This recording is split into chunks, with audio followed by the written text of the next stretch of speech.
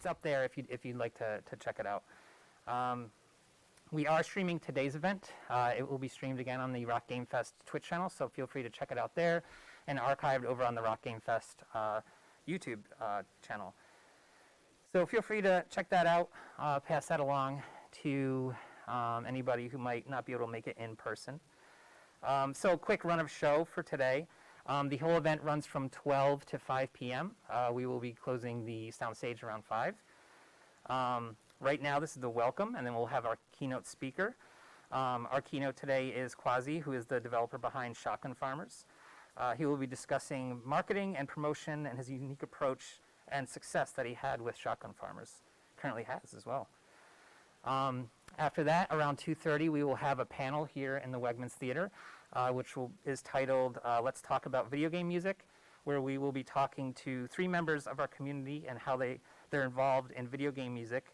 Again, that's right here in the Wegmans Theater. That'll be 2:30 to 3:30.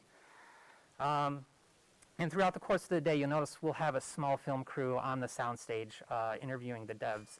So don't worry, they won't be interviewing or talking to any attendees. They'll just be talking to the developers, so keep an eye out for them. At the front table in our lobby, we have map handouts with some information, hashtags, that sort of thing, so feel free to grab one of those. And then bathrooms are located right across from the soundstage itself. So with that said, I'd like to introduce our keynote speaker. Again, I mentioned Quasi. He's the developer behind Shotgun Farmers, and at this point, I'm going to let him talk about himself. He'll do a much better job than I am. So thanks, everybody, for attending. Feel free to ask any questions, and thanks again.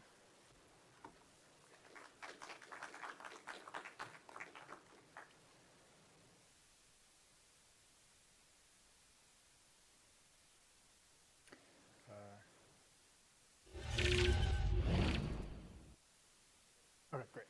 Hey, everyone. Thanks for coming out. I know it's not the best weather, so I appreciate you coming out to Rock Game Fest today.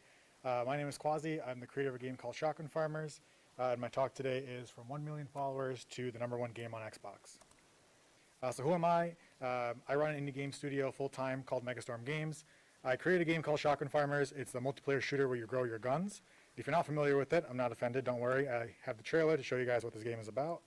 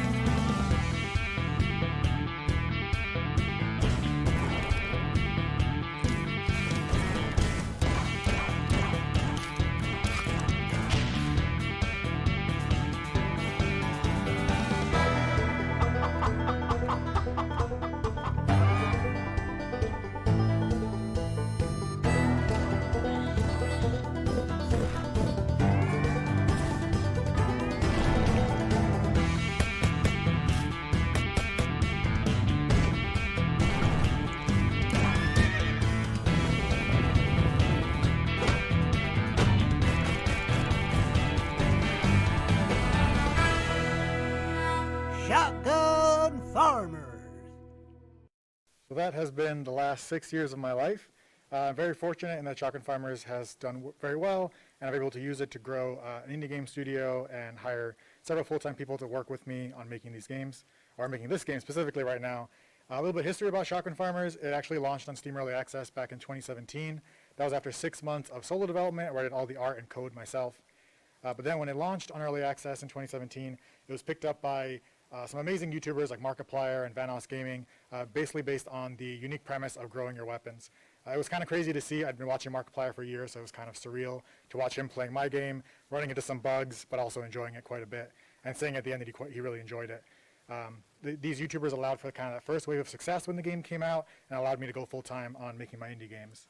But it took me 2 years in Early Access to keep working on Shotgun Farmers, and through that time, the success would start to kind of die down. The player base would start to stagnate, and which is very, very difficult for a multiplayer online game. But then in summer 2020, something crazy happened. I reached over 1 million followers on TikTok. I had been going viral on TikTok pretty consistently through the first half of 2020. And when I hit 1 million followers, it was kind of surreal. I never imagined having that many followers on a social media account. especially not on TikTok, which has just started becoming popular in 2020. And later that year, when Shotgun Farmers launched on Xbox One in September, the game became the #1 top-selling game for over a week. It stayed in the top 10 for a long time and in the top 50 for months, and it's still somewhere in the top 100, top 150 games. It then would go on to get featured on the front page of Steam and rank high in the PlayStation charts when it launched in PlayStation earlier last year in 2021. So it was kind of crazy. It was all very surreal. It was all very kind of, I guess, harrowing as a struggling indie for so long. But so much of that success came from my unique approach to marketing Shotgun Farmers, which is what I want to talk to you guys about today. From day one, I built my community for Shotgun Farmers. I focused on building a fan base while I was working on the entire game. And I focused on building that on TikTok, which was a unique approach to marketing back in 2020. And it's still something I don't think enough indie devs are focusing on. I also updated the game over the course of the 5 years that it was out, and now almost 6 years, with constant DLCs, events, updates, new items, new maps, etc. So what I want to share with you today, I want to talk about building your community while you're making your game, not after your game is done. I also want to talk about some of the problems I see in modern indie game marketing. I, of course, want to talk about using TikTok to grow your audience. So yes, this talk's going to be quite a bit about TikTok, but if you're not a fan of TikTok, trust me, it's worth it, especially if you plan on making and selling indie games in the near future. And if there's extra time, we could talk about cats at the end. So just a quick disclaimer, this was my journey. Your results may vary. Some things that I say might not apply to all genres of games. It worked very well for my action first-person shooter. It might not work quite as well for, say, a very long-form story-driven game or an experimental game. But I think there are things you can glean from that and still use it to grow that game's audience and sell that game if you plan to. So thing number one, nobody cares about your game. I know this is harsh, but the reality is there are so many games coming out there right now, so many games launching on Steam, that it's incredibly difficult to get attention for your game if you plan on making it, releasing it, and then selling it. But you can combat this by building your community and building a fan base for your game before your game ever comes out. So building an audience from day one is something I want to really, really hone in on. There are a lot of indie game marketing norms that everyone says you should be doing these days. Do your development streams on Twitch, start a Discord server, make an email list, share your game on Twitter, do the whole Instagram thing. If you're not aware of this list already, I highly recommend taking a screenshot of it, because you should be doing all these things. But these things today aren't even enough to make your indie game succeed.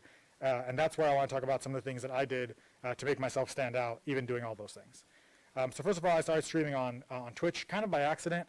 I started streaming back in 2015 or 2014, I want to say. At the time, there weren't as many game development streamers as there are today. But it was a really interesting way to start building fans for my game while I was working on it. I didn't do anything special. I didn't have a green screen. I didn't have special sound effects or anything. I just turned on my computer and I worked on my game like I was going to that day anyway, and did it while talking to Twitch chat.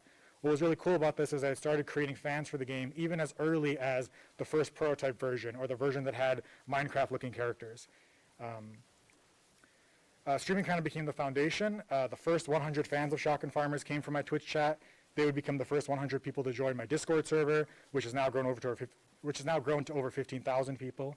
They would also be the people, when the game came out, to be pestering YouTubers and their favorite streamers, saying, "Hey, you got to check out this small indie game," and kind of became evangelists for the game. And that all happened because I hung out with them every day on Twitch chat, talked to them, took their ideas and their feedback while working on the game.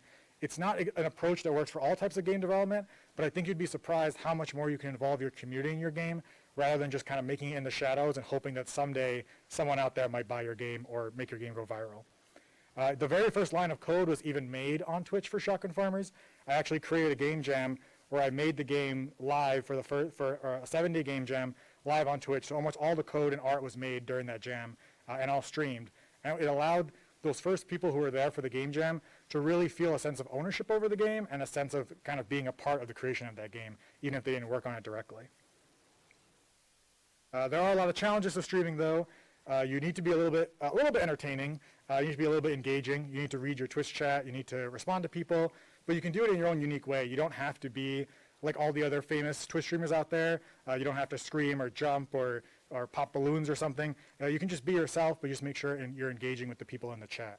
It's also a tougher time now with streaming on Twitch. Discoverability is very, very low. There are a lot of game developers streaming on Twitch and on YouTube. But it doesn't mean you shouldn't do it, because there's still an audience for your game out there. And you'll probably do it better than most of the people out there if you bring your unique angle to it. But I really recommend if you are going to be streaming, because I've seen a lot of people trying to do streaming on Twitch, just make sure you enjoy it. Because if you don't enjoy it, it's going to show. And if you don't enjoy it, maybe don't consider doing it. Because it's okay not to do some of these marketing things, but at least give it a shot if being a little bit of an extrovert while sitting in your house being an introvert is kind of your thing. But most importantly, when it comes to streaming your game development, it's not enough to be your only marketing tool. Saying I streamed today shouldn't be enough to make you feel like you did a whole bunch of marketing for your game today. Because really, you didn't do that much. It's just one piece of an ever-changing marketing puzzle, and you're going to notice this is going to be a running theme through today's talk. Next, I want to talk about Twitter. Twitter is a great place to talk about your indie game. It's kind of the default people go to share screenshots and images of the games they're working on. And a really popular thing on Twitter is called Screenshot Saturday. If you're not familiar with it, it's the idea where indie developers post videos, GIFs, or pictures of what they're currently working on and tag it with Screenshot Saturday. And so every Saturday you can see a plethora of awesome indie games being made and kind of what people are creating. The huge problem I've seen with this, though, is that even though I love browsing Screenshot Saturday and seeing all the awesome stuff all the indie devs are making, the problem is I'm also an indie dev. Most of the people browsing Screenshot Saturday is an indie dev. And so you're actually just marketing to other indies, which is a really big pitfall I've been seeing a lot in modern indie game marketing, is people don't realize that they're just marketing themselves to other peers in their profession. And I can admit to this because I did this a lot. I did this for a very long time, especially with my first game, which did not do very well financially, was I didn't realize I was constantly posting on forums and Twitter and Reddit where I was just talking to other indie game developers and not actually creating fans through gamers. And if you are planning on selling your game, you need non-indie devs to also want to be interested in your game. So there are definitely benefits to doing Screenshot Saturday. I mean, if you can go viral on there, you can get discovered by a publisher. So I wouldn't say don't do it. It's worked out for some people, but the majority of tweets on Screenshot Saturday don't get that much traction. But it's a good way to get a boost of motivation, get yourself in front of your peers. But the most important thing is to not think of it as a really important marketing thing you just did, because the reality is you're just marketing to other game developers, and that's not enough people to buy your game and let it be successful. The audience and the future fans of your games, they need to be a lot more than indie developers if you hope to be profitable. Once again, posting on Twitter can't be your only marketing tool. I posted to Twitter this week should not make you feel like you did a whole bunch of marketing for your game. It's still just one piece of the larger marketing puzzle. All right, and now to talk about what we don't talk about enough. I don't think we talk about TikTok enough when it comes to indie game marketing. TikTok is still something that I think makes some people feel a little uncomfortable because it's that thing that maybe your younger sibling is on or some of your friends are on, and it's mostly about dancing or silly viral videos. But it's slowly starting to grow in the indie game scene, and I'm hopeful that by the end of this talk, a lot of you who are creating video games will consider starting a TikTok account for your game or for your studio. So succeeding on TikTok. One of the reasons why I think TikTok is so important is because I can put out a video on YouTube on which I have, tens of thousands of subscribers, and it'll maybe get 1,000 views. I could put that same video on TikTok, and it will likely get tens of thousands, if not hundreds of thousands of views when it has, that just the tiniest bit of virality, not even the true virality you need to become like an internet meme.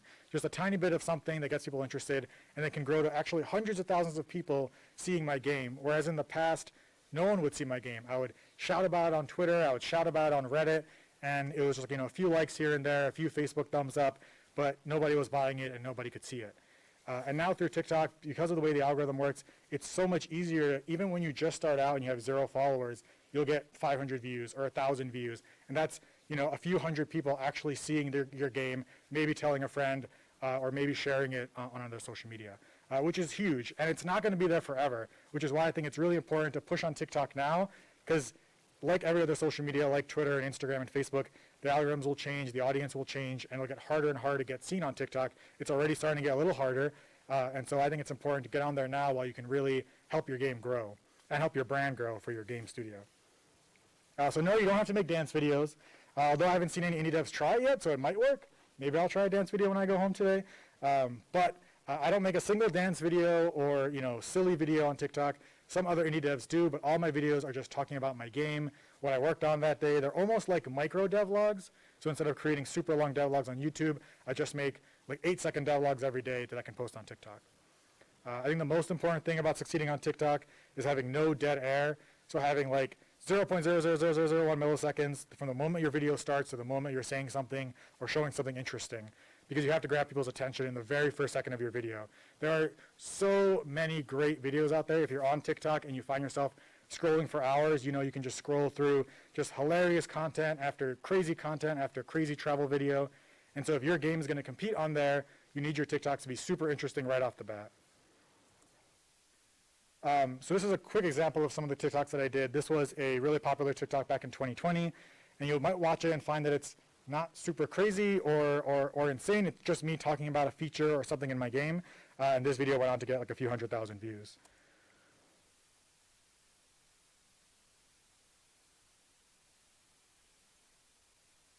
I was hoping there was going to be audio for that, but maybe not.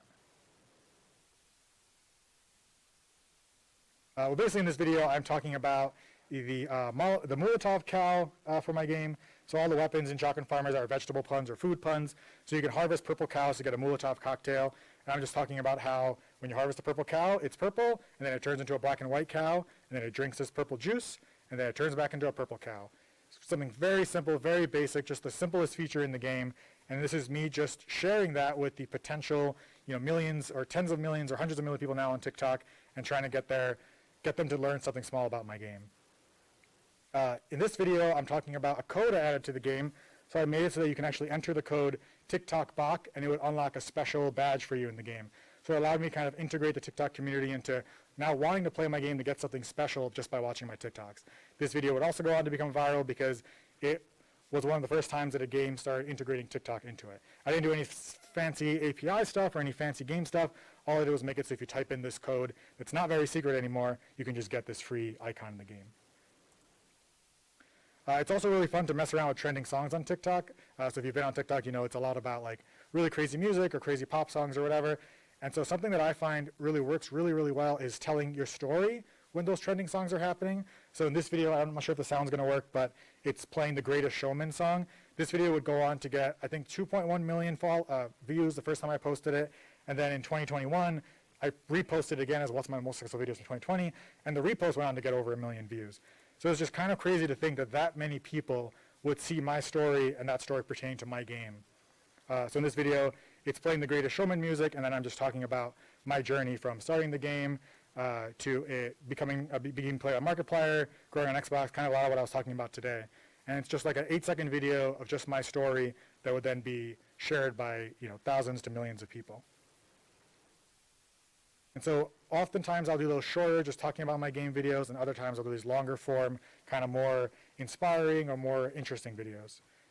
But I try not to let any of them take longer than like half an hour to sit in front of my computer and just edit really quick together. So yeah, we all have no attention span at all, which is why it's so important that if you're posting about your game on TikTok, it's just really short, really fun, and really interesting. Is TikTok probably destroying the fabric of our society? Maybe. But for now, it's really good for your indie games. Another really important thing about posting, not only on TikTok, but on all social medias, I think, is to stop being an advertisement. Every video or post or image you make on the internet shouldn't be, hey, this is my game, please love it, please wishlist it, please buy it, it's on sale now. Because no one likes being sold to. None of you guys like being sold to. We hate when Nike tries to sell us something through an Instagram ad. And so no one wants that for your indie games either.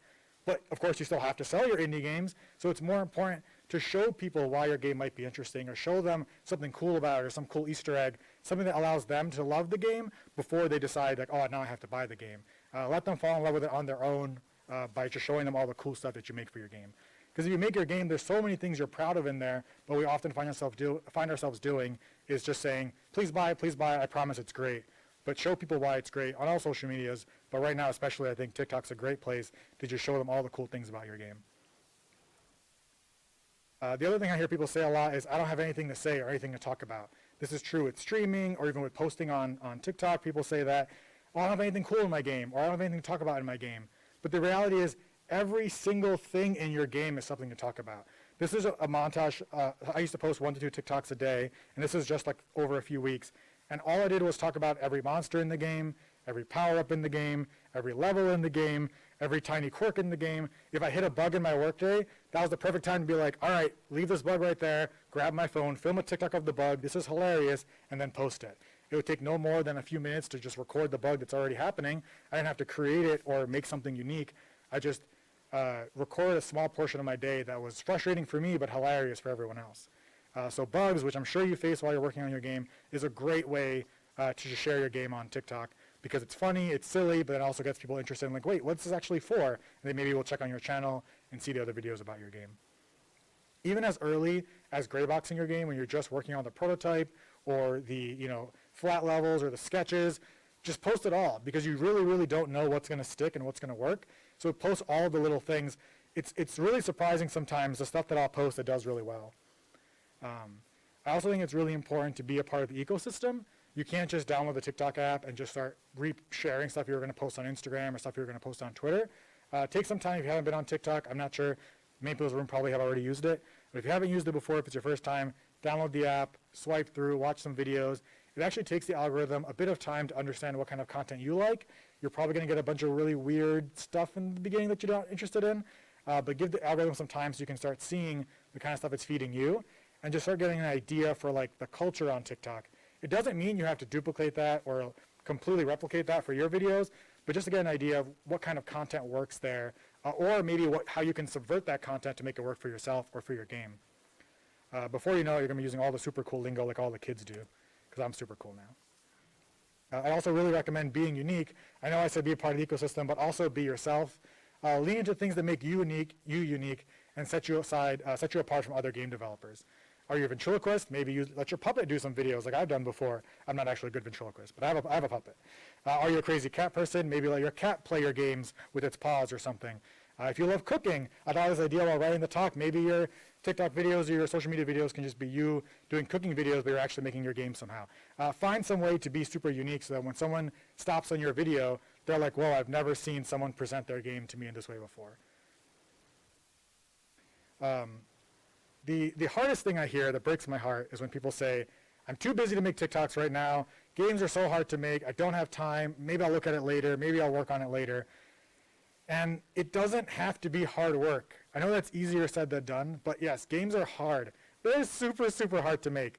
6 years later and tons of DLCs and 3 platforms and all these ports later, it's still really hard to make my game. We just put out a Valentine's update this past week, and I was 2 days late. My Valentine's update came out 2 days after Valentine's Day because it was so hard to get it done and get it out on all the consoles. But you can integrate marketing into that difficult process. What I try to do is just take little snippets of my day and use that to create marketing for my game. I don't set aside a whole day. I don't set aside a certain hour of my work day. I don't try to make it like, okay, Tuesdays are marketing days, because that makes you feel like you're not working on your game or you're not getting enough progress done. So instead of using the excuse that your game is too much work so you can't market right now, just let marketing be a part of your workday when you're working on your game. Because the reality is, if you are making your games to sell them, no one is going to play them unless you take the time to market it.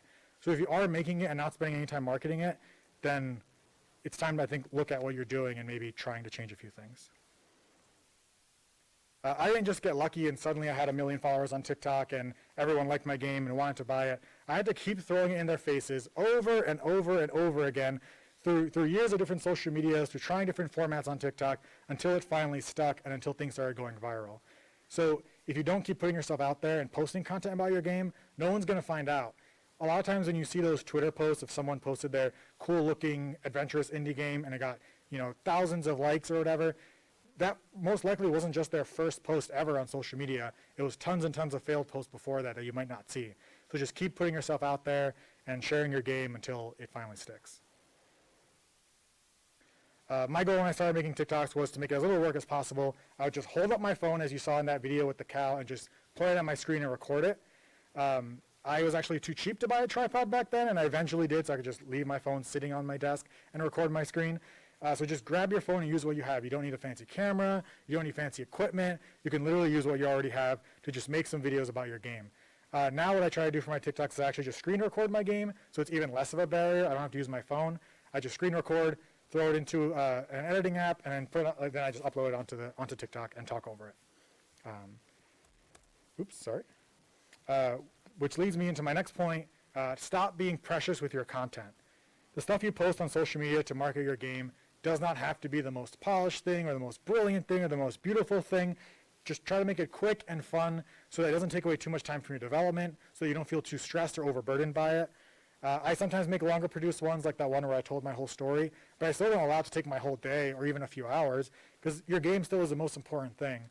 For the first 6 months, my goal on TikTok was always to never spend more than 10 minutes a day on it. And I was trying to make 2 to 4 videos per day to try to build my channel as quickly as possible. But I would just record a bunch of quick snippets. If it was bad or if I made a mistake or if I stuttered, it didn't matter, because it doesn't have to be perfectly produced. And that's kind of the beauty of it. The dirtier it is, not in a bad way, the better it is.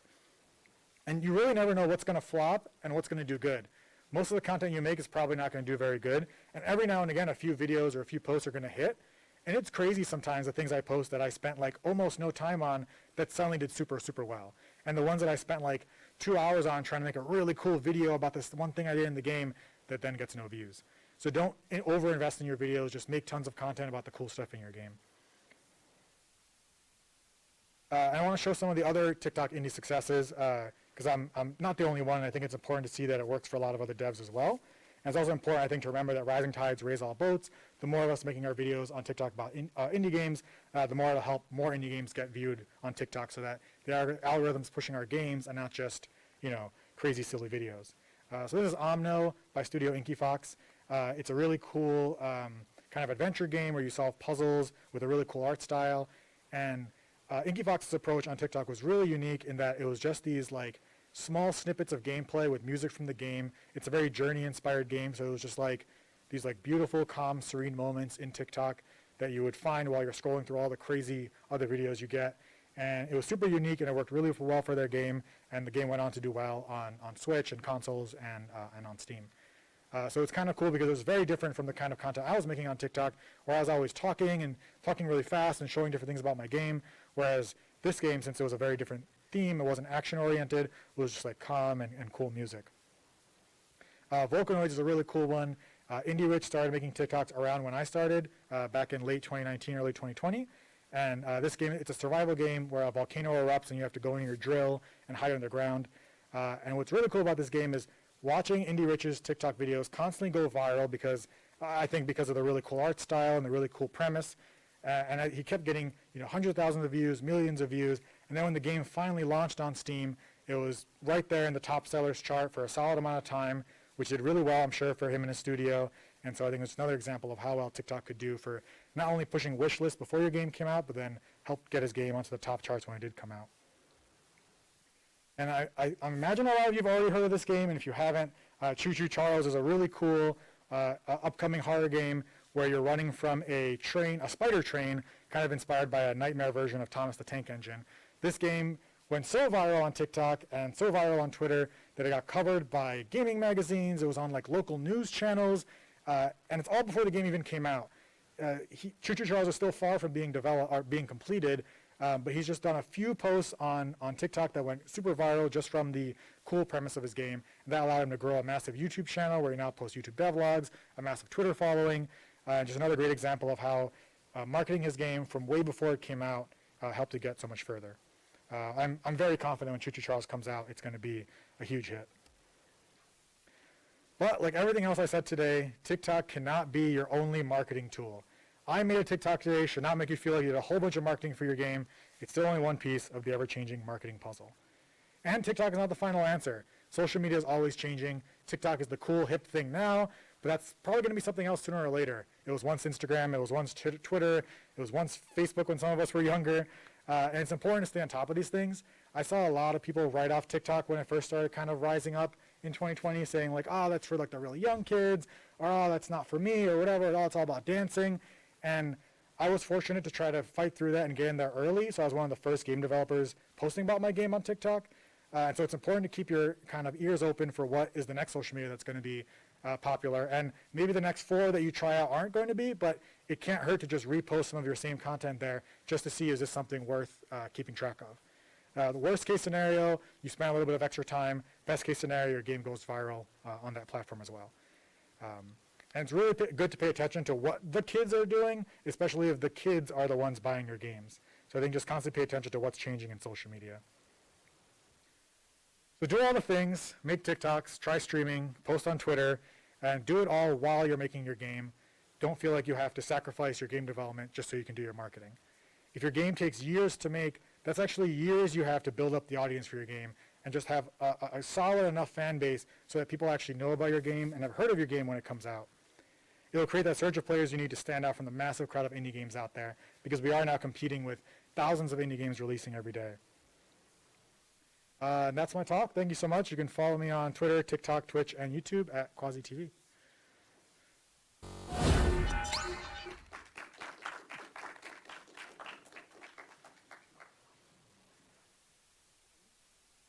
Awesome.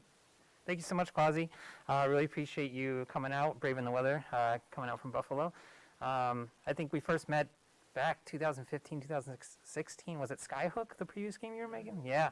So it's cool to see your journey and everything you've done. So we appreciate you taking the time and showing us some good stuff.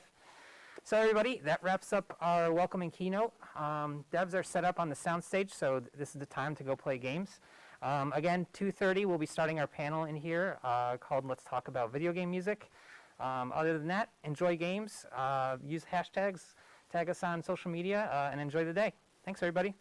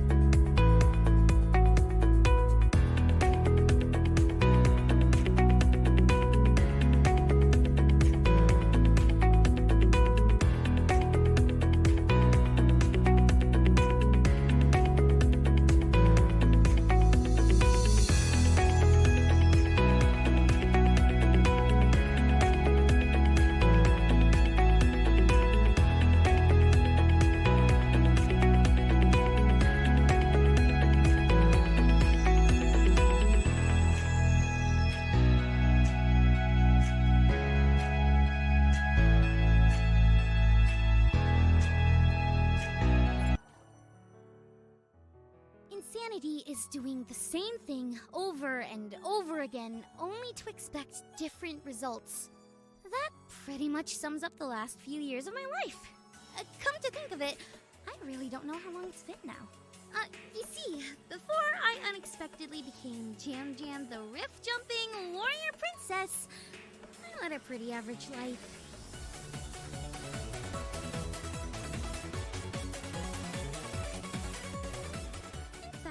I've leaped so many times that I've noticed some unexpected changes.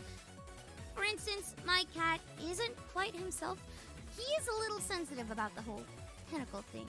Not to mention, I'm still not sure when he picked up the ability to shoot lasers, but I'm not one to judge. Blasting away baddies has become our main source of entertainment as we look for our way out of this mess. But until we find our way home, we might as well have some fun. Jam, jam, and jelly.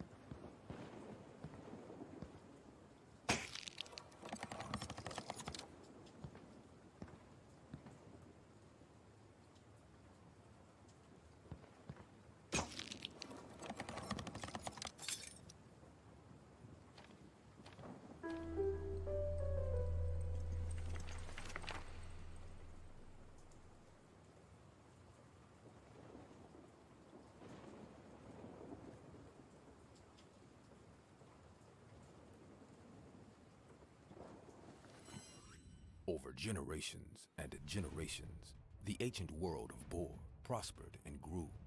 The world was bestowed with great spirit, which lifted the animals of the land to new heights. No one quite knows why, but the Guardians have risen. Not the kind, life-giving guardians of spiritual legend. Dark, ferocious versions that are now wreaking havoc in the realm. Skull Hollow is a two-player asymmetric tactics game where players take the roles of either a band of Foxen heroes or a towering behemoth of a Guardian. The hero player must summon their Foxen to battle, traverse the landscape, scale the monster to take out its abilities and vanquish the foe. The Guardian, on the other hand, can win by either knocking out the Foxen noble or, in the case of Grok, decimating the rest of the Foxen army. The tides of battle will swing rapidly as Foxen try to defeat the Guardian with a rain of arrows or their nimble rolls. And the Guardians slam the battlefield, disrupting formations and attacking the king. Will Foxen keep their kingdom, or will the Guardian reclaim the land? Their fate is in your hands. Skull Hollow.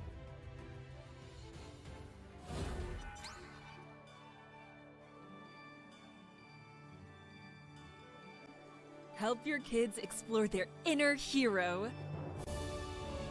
From soccer fields and dungeon raids to spelling bees and martial arts tournaments, the Questlings series is a world for all to share.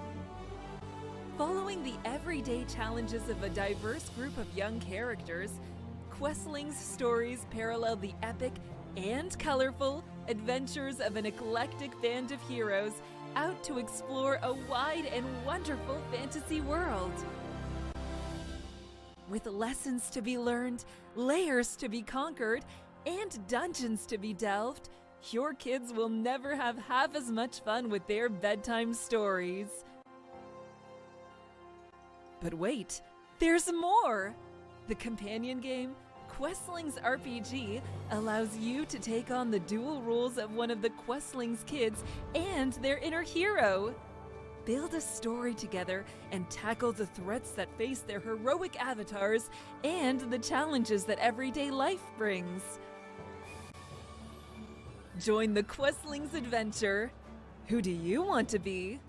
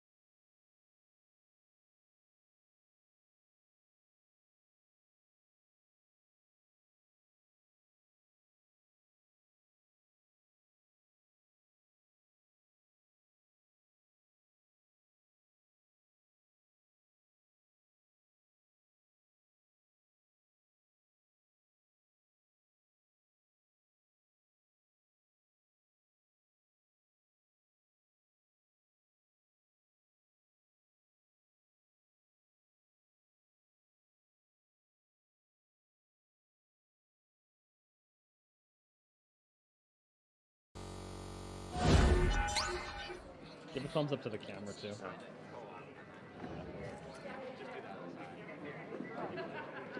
I have absolutely no idea for whether. All right, you give it a thumbs up. All right, yeah. All right. Hello and welcome to the 5th annual Rock Game Fest. This year is 2021.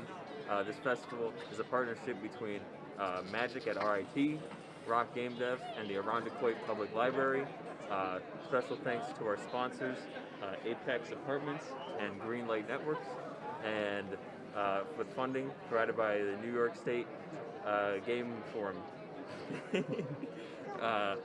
And of course, this program is brought to you by viewers like you, so thank you.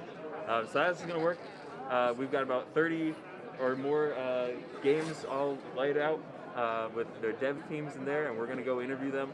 Some of these games are digital games, some of them are tabletop games, and we're going to see what challenges they had to face, what inspired them, and things like that. It's going to be really cool, so let's go. Oh, and I'm your host with the most, Nick Baker. Let's go. Before we start with the games, we're going to interview Apex Apartments and see what they're all about, because they're one of our sponsors, so we got to do that. Hello. Hi. And you're Apex Apartments? Yep. Right, and so tell us about yourself. So we are a student-style apartment living complex. We offer 1, 2, 4, and 5 bedroom floor plans. We also have a ton of different amenities like 24-hour clubhouse, a 24-hour esports arena, and as well as a VR room. Cool. Awesome. Anything else, or is that? I can't really think of much. All Come right. live with us. Come live with us. We're Yeah. great. If you're looking for a place, try Apex. There we go. Hello, see you. All right. Thank you very much. Bye. All right. We're going to start with this side over here. Excuse me. All right. This is the camera that bleeds. And what's your name? What's your group's name? Your guys' team name? We're called Headstone Interactive, All right. officially. And what's this game about? Like, just tell me about it. You know? Sure, yeah. So The Camera That Bleeds is a noir horror mystery game where you play a ghost hunting detective who must solve supernatural mysteries using a camera that lets them see into the supernatural world. All right. So when you take photos, the Polaroid that prints out shows you things that aren't visible to naked eye, like this red ghost here. And that's basically the core gimmick. You find ghosts, you figure out what they're doing, you find objects in the supernatural world that would otherwise be inaccessible, like notes that have been destroyed or keys that have been lost, and you use that to get around and find out what happened. Cool. Is it just one like story you're solving, or is there multiple stories that you're going to go through? Or? So in the full scope of the game that we're working toward, there's going to be 5 individual levels. They'll all be like technically separate, but they'll all tie into one overarching mystery. This one, we just have one level. There's a lot of like smaller little scenes, but they all tie into like one mystery. Like in a hospital, there's like some evil doctor or whatever, you know, stereotypical, not really innovating on story just yet. But all the scenes there sort of tie into his like evil experiments and figuring out what he was up to. So, Yeah. Yeah. Yeah. So what inspired this game? Because I mean, obviously, I see this like really contrasty visual style that obviously looks really good. Emphasizes the bleeds on the camera. That's really awesome. Kind of what was your inspiration for this? So initially, the inspiration was like I just like horror art, and I see a lot of like, you know, pictures of ghosts people draw, and it's just like, that's cool. What if that's how you saw ghosts, is with a camera? So we prototyped that, and then my friend Davis, who isn't here today, who's sort of co-developing the game with us, he really likes noir stuff, and so they just seem to fit together well. And then we making it like look like a comic book just seems natural. It's easy because you can just draw it, and it looks really striking. And yeah, we're really proud of the visuals. Yeah. At least. Yeah. And so is this? You say noir and horror. Are you gonna bring in like noir jazz as like a soundtrack, but also kind of make it horrific? Is it gonna be a really nice blend? I wish we could show you guys the theme song. The theme song? Oh yeah. Jazz is like the main sort of. Awesome. Yeah, we have our animator is also a musician, Mickey. She's also a former RIT student. Yeah, it's going to be a bit of work trying to balance the horror and the mystery noir stuff to make sure that it still feels scary while also being, you know, that sort of stereotypical noir You're like a vibe. detective trying to, yeah. Yeah, That's there's cool. going to be a bit of work finding that balance, but we're really excited about how it's going so far. Cool. And then just for the future, I mean, like what are your plans for releasing, time frame, and things like that? So we're planning to pitch to publishers over the next couple months. If we can get some money, we'll hopefully have this out sometime. I don't want to say any dates. We can't really like have a firm date, but yeah, wish us luck. Cool, cool. Any way people can find out more about this game? Any social medias? Yeah, we're on Twitter at CamThatBleeds. If you just like search Twitter for Camera That Bleeds, we'll probably come up. And we also have a website, camerathatbleeds.com, I believe. All right. That's also linked on our Twitter. Cool. But yeah. All right. Well, this looks really great. So thanks for talking with us. Thank you very much. Have a good time. You too. That's at CamThatBleeds on Twitter. So go on to twitter.com and look at that. Really cool. All right. Now, what is this game called? I actually don't know. So what is this game called? This is Uprooted. It's an action-adventure game where a mage and a paladin have to hack a corrupted forest. Okay. The main theme of this game is interdependency, so they have to learn how to rely on one another. With the mage, she has long-range attacks, whereas the paladin is close combat. And the main thing is you play as two, but you fight as one. So if you hit the space button at any point, you switch to the other character. The idea is that you get the flow that they're really fighting as one unit. And also, whoever is not currently the player, they fight as AI and follow the player. Oh, that's cool. That's cool. What's your dev team name? What's your group name? Our team name is Rootabeta. Rootabeta. Okay. And we're working on Uprooted. Nice, nice. And so, like, what inspired this game? Like, what inspired the style? This game came from a 2D animation project, actually. Yeah. I was just in class, and we had to come up with assets to replace a platformer game. And whenever I make characters, I always want like another character to be with that character, so That's that character's cool, yeah. not alone. Give them a friend, you know. Yeah. So I ended up thinking about that a lot, and I was like, I want to see if I could like turn that into a mechanic and emphasize the relationship of the characters and really explore it. Nice, nice. So, so this, you saying the characters came from a 2D animation project, that obviously, I can see where that came from. In terms of like the themes of the game, is it going to be kind of bright and colorful like we see here, or is it? Right now, it's actually supposed to be a little bit more darker. It's only that bright green because of placeholder stuff. Of course, but the aesthetic overall is supposed to be more of a darker tone, bright neon colors that pop through. Oh yeah, I can see that. So the mage, she uses like her magic right now is cyan based, and in the future she's going to get more powers and it's going to switch to magenta and yellow, so we can really let those like computer colors shine. Is this built in Unity? Yes. I see? Okay, yeah, Unity. definitely. Get that nice bloom in there. That's going to look great. For sure. sure. And then in terms of like the story, are you playing for a more dark kind of story? It is a darker tone adult story. themes, I guess. I don't know. Yeah. We have the story all planned out. We just got to develop it. But it is darker tone and story with hopefully a more hopeful ending. Cool. I like that. You can definitely do a lot with two characters kind of together. I like that idea. For sure. In terms of the future, you know, what time frame, what release dates, you know, what plans do you guys have? So we finally, I think, established our main game loop, and with the projected, because since we have the story, we already know what we need to make. I would give it maybe 3 to 4 years of extra development time, because this is a team of 12, and we're all working on the side for it. Yeah. Well, it looks really great. I mean, honestly, even though there's still just kind of temporary art, it still looks really, really good. I like the pixel art. This is probably like a more realistic view of what our art if you want to get a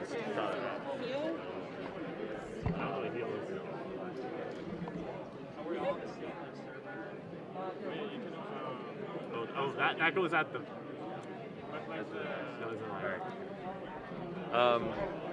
All right, and then and just any like social medias people can learn more about this game. Any links, anything like that? You want to plug? Yeah, we're at Rutabaga Games on Twitter, and our website. Serena, Serena, we are. Our website is abrutagame.card.co. All right. But yeah, at Rutabaga Games on Twitter. All right. Well, that's Uprooted. Thank you so much for talking with us, and have a good time. All right. Ooh, this next one's kind of cool. I don't know what it is, but it looks really cool. 3 years ago. Looks like there's already an interview going on here. So, hi. Hi. What's this game about? We're Immersive Tech. We make a software audio processing library. Oh, okay. And is this a game you're working on right now? Oh, sorry. So the game is actually created by some of the students here at RIT to help us demo our SDK. Okay. And our SDK takes care of auto noise, or auto gain control, auto EQ. Noise cancellation and the 3D positioning. Cool. Yeah. So I mean, I guess what's the game about, but also what's like what do you want your audio tech, like where do you see that being? Yeah, this game is a really simple environment. Again, we wanted a low poly kind of game just to demonstrate the audio characteristics. Sure, yeah. So we wanted players to be able to run around, hear each other in 3D. But the idea really is to be able to take, most people jump out of their games and go to Discord or something to do the in-game chat because they don't like the in-game chat the way it is. So what we're trying to do is bridge that gap. And what we can do is give a developer a plug-in for Unity and other platforms in the future to be able to do audio right in-game without having to have 3D in-game chat without having to code anything. Awesome. So we have servers in the cloud that while your game is running multiplayer locally, or however you want to do your multiplayer games, we have a separate stream that goes up to some audio processing servers that we have. We can, and again, there's different ways of configuring it, whether you want it to run locally or in the cloud. And we can do noise cancellation on those audio streams. We can do the audio clarity, the voice clarity, which cleans up the audio, gets rid of that tinniness in the voice and accounts for microphones. And do the 3D audio, so we can run around as a team and kind of hear each other in 3D. Works out great. Will it also be working with like in-game sound effects, or is it just voice? All we do is we don't interfere with the game at all. It's Okay. actually separate. So what we do in the last stage in the process for the audio streams, we actually overlay the two right at the end. Okay. So the game runs by itself, audio-wise. The in-game chat runs by itself.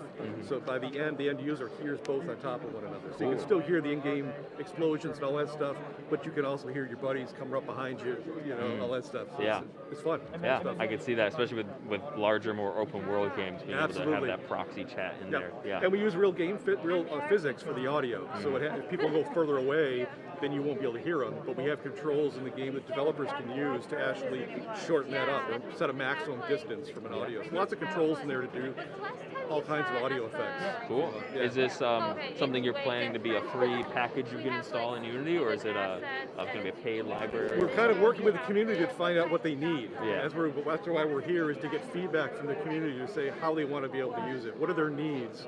We've anticipated what we think their needs are, but our company covers the gambit, everything from e-learning to web conferencing, unified communications, and gaming. So what we're trying to do for the gaming environment is get some feedback from everybody so we know where to go next. But yeah, so technology, it's a C++ library. It can be implemented on a client side on a compiled application you run locally, or it can run integrate with a server in the cloud that you use for audio processing. Awesome. Good stuff. And in terms of like future and release and things like that, what are you planning?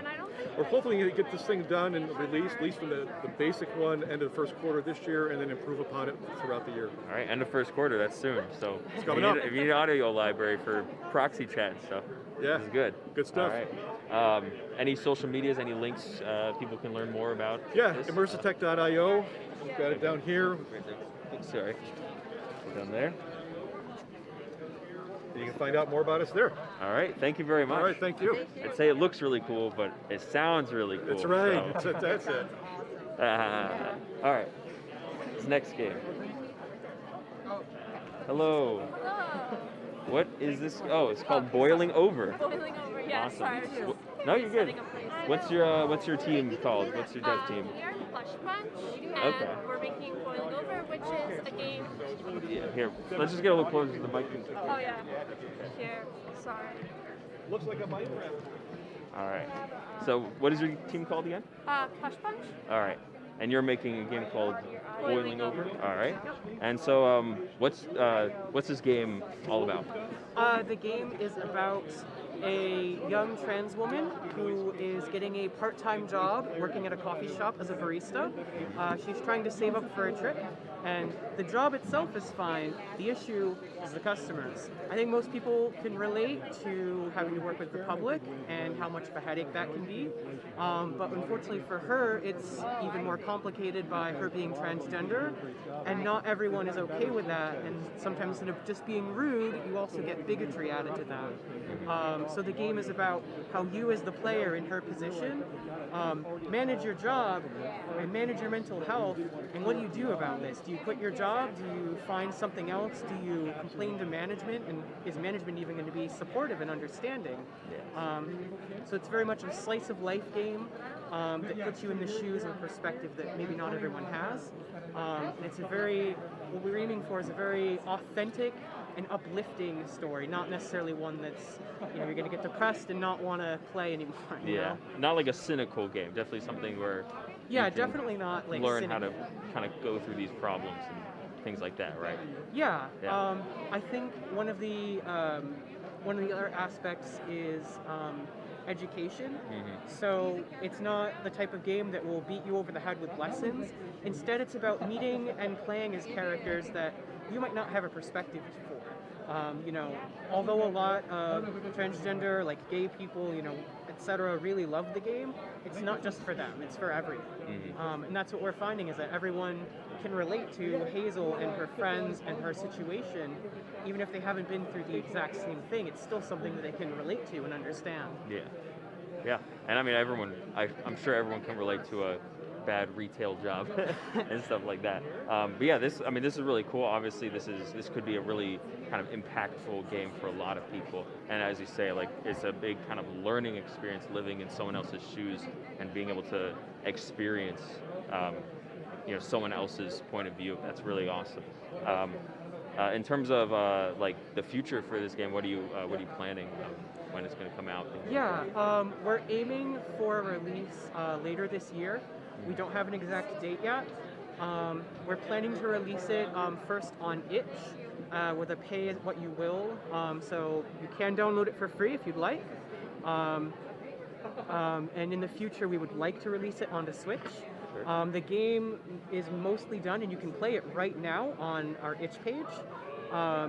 But the full version with like a complete story will be out later this year. Later this year. Okay, great. And so, in terms of like the actual game, like what is there to do, and like how do you experience this story and these lessons and things like that? Yeah. So you work. The sort of core is working in the coffee shop. You will have a line of customers that fill up, and you quickly try to fulfill their order by completing very simple mini games that represent what you do to get the various coffee ingredients. When you add the ingredients to your cup, you have to watch out for what order you're putting them in. So it starts as a very simple system that gets harder because you have to do it really fast. And additionally, you interact and talk to the customers and decide how you respond to them. When you're polite to people who are jerks, your stamina goes down, you get slower, and it becomes way harder to do your job.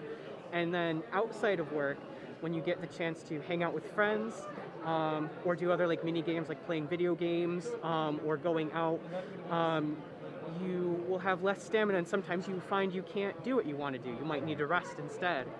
So the game really puts you in the position of balancing your mental health, balancing your personal well-being between the coffee shop and the rest of your life. Yeah. All right. And obviously you want to keep that in control before you boil over, I assume is kind Yes, of the you idea. definitely do not want to boil over, but you want to play boiling over. See, yes, exactly. All right, well, thank you very much. Oh, any way people can learn more about this? Any social media links, anything like that? You Yes, wanna plug? itch.io slash. Is there a link like on one of these papers we could show? or Yes, anything we like actually do have a QR code. I don't know if people watching want to scan that. that? Yeah. Scan it off the stream, guys. Some very good art. Hazel, I believe. Nice. Awesome. Anything else you want to share? Anything? No, I think that's everything. All right. Play Boiling Over when it comes out later this year. Yeah, All later right. this year. Yeah, thank Or you very today much. if you want to play the demo. Or today, the demo's out, so play that. All right. Right. Thank you very much. Thank you so much. Have a good time. Mini game. Hey. All right. Awesome. Now, what is this game? Yeah, you have a belly. You have two belly flops Right. actually. Yeah, so you have a jumping belly flop with your special ability, and with your X attack, yeah, and then your resolve attack is a forward belly flop. So if you press X, he'll belly flop. He's the best character. He really is. Hello. Hello there. Hi. What's your game? Oh, it is Stoutheart Broken Spirits. It's a deceptively lighthearted, roguelike, Souls-like game built around the idea of enemy possession. Basically, throughout the procedurally generated levels, you'll see a bunch of magic robots. Any of them can be possessed at any point in time, fundamentally changing your playstyle and how you approach most of the game's combat. Awesome. So our main core system is you can possess your enemies. That's like our big shtick, and it changes your movesets, your abilities. They have various statistics, and then on top of that, you get mods as you go through a level, and you have different ways of enhancing yourself as a character. Yeah. And so there's a lot of like different play styles offered, and we kind of play off of we all had this fantasy constantly when we were talking about design of what would it be like to be your enemy, and what if that's like our game is you are your enemy is you. There's a lot of back and forth learning about what you can do by seeing your enemies fight and vice versa. So it offers a lot of versatility for gameplay. Yeah, and I could see just like that game mechanic really blending well with the story of like maybe finding out who you are as this hero, or how different are you from your enemy, something Narrative moral. is something we don't have much of currently, but we've definitely discussed a lot of, and those kind of concepts about figuring out what's going on in the world around you and why these things are possible is kind of the big thing we want to explore. Of course, yeah. Spoiler alert, all these are actually human souls. They're all human souls. All right. What's your dev team called? We're Darkring Studio. So we have an LLC in New York. Okay, cool. That's official. We actually, we actually have an official. This whole project started 2 years ago as a production studio class with Aaron Never over there, and we did like 2 semesters of that. And then we just really liked this game idea, so we just kept working on it, made our own company, and yeah. What's your team like? Are you designers and you have programmers and artists? I mean, obviously you would have. So these things. you need to unlock another. Yeah, you need. So we're kind of a small team. We've always been a very small team. Our biggest size was early on in production studio. We had like 7 people, but when we took this forward and took it more seriously, we had 5. So we have Andrew is our dev lead and also our main backend programmer and our main programmer. And we had some other supporting programmers, and I have been very low on the programming side. I'm really our only 3D artist and animator, and our main artist. And we had Everything someone you else see who on did the some- screen, he made. Yeah. So I modeled everything, animated everything. We had another artist who helped us with some designs, who I kind of guided and oversaw, and he did some minor modeling as well. He's no longer with us. As far as us two, we very much kind of got like lead programmer and then artist. Yeah. With 2 different sides of our dev team are here today. Are you hiring? Do you want to tell the world that you're hiring? Or, Not right No. now. Not currently? Okay, no, that's okay. That's fine. This is more of a pet project for us right Sure, now yeah. because I just graduated last year and I was mainly, I got myself a full-time job. We really wanted to get in a comfortable space first to work on You're this. definitely getting better. Yeah. Is this built in Unity? I think. built in Alright, Unity. Cool, awesome. And then in terms of the future, just of the project, what are you expecting to release, things like that? We're planning on releasing to Steam Early Access. Steam Early Access. Hopefully next year, early next year. Okay. We want to get it in a place where it's in a good place to be able to release by the end of this year. But with our history and like the way things change for us, like it's a lot more viable to shoot for like sometime next next year. All right, cool. Cool. And is there any way people can learn more about the game?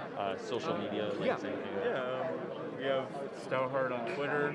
There's Reddit for our studio, Yeah, I think. so we have a website for our the company website is the main thing. and the website for the game. Website for company game, and the websites for the game link to Reddit, Discord, and Twitter. And what are the websites? If you, it's stoutheart.darkwingstudio.com. Okay, And so you'll see our, we even have like monthly dev blogs on there usually. Yeah. Cool.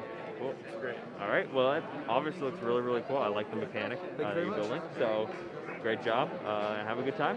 Thank you for stopping by. All right. Okay, but Let's progress. Going to a non-ethical profession Uh, going to what my friend did. Who are the developers here? I don't know. Who made this game? I probably would get in trouble if I told you. Hello, did you make this game? I did. All right. Can you tell us about it? Sure. So this is Mythical Freaks. Okay. It's a 2D fighting game where you play as a cryptid. It's kind of like Mortal Kombat, but it's a little more family friendly. And yeah, we spent. I worked on this with a couple of the artists and one other composer. I'm the sole programmer on the team, but the art was made by a couple college buddies of mine. And yeah, this just came out on iOS. We're working on an Android version. Hopefully we'll have that out soon. And yeah.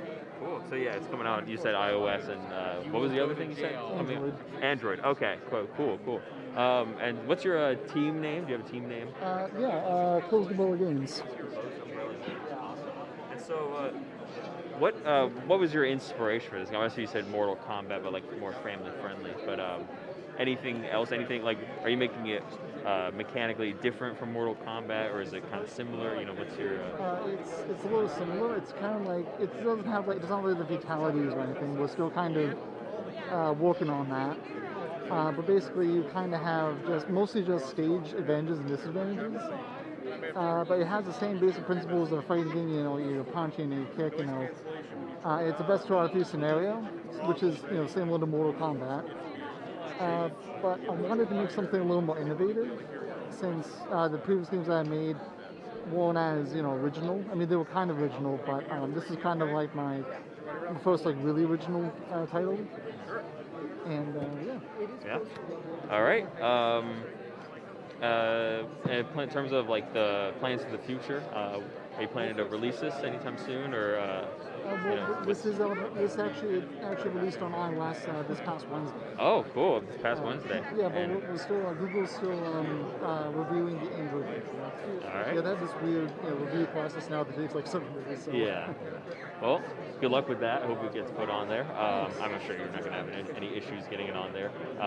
Obviously, it looks great. Yeah, but we are planning to maintain a little bit. We're going to be adding new content and stages to it as it evolves.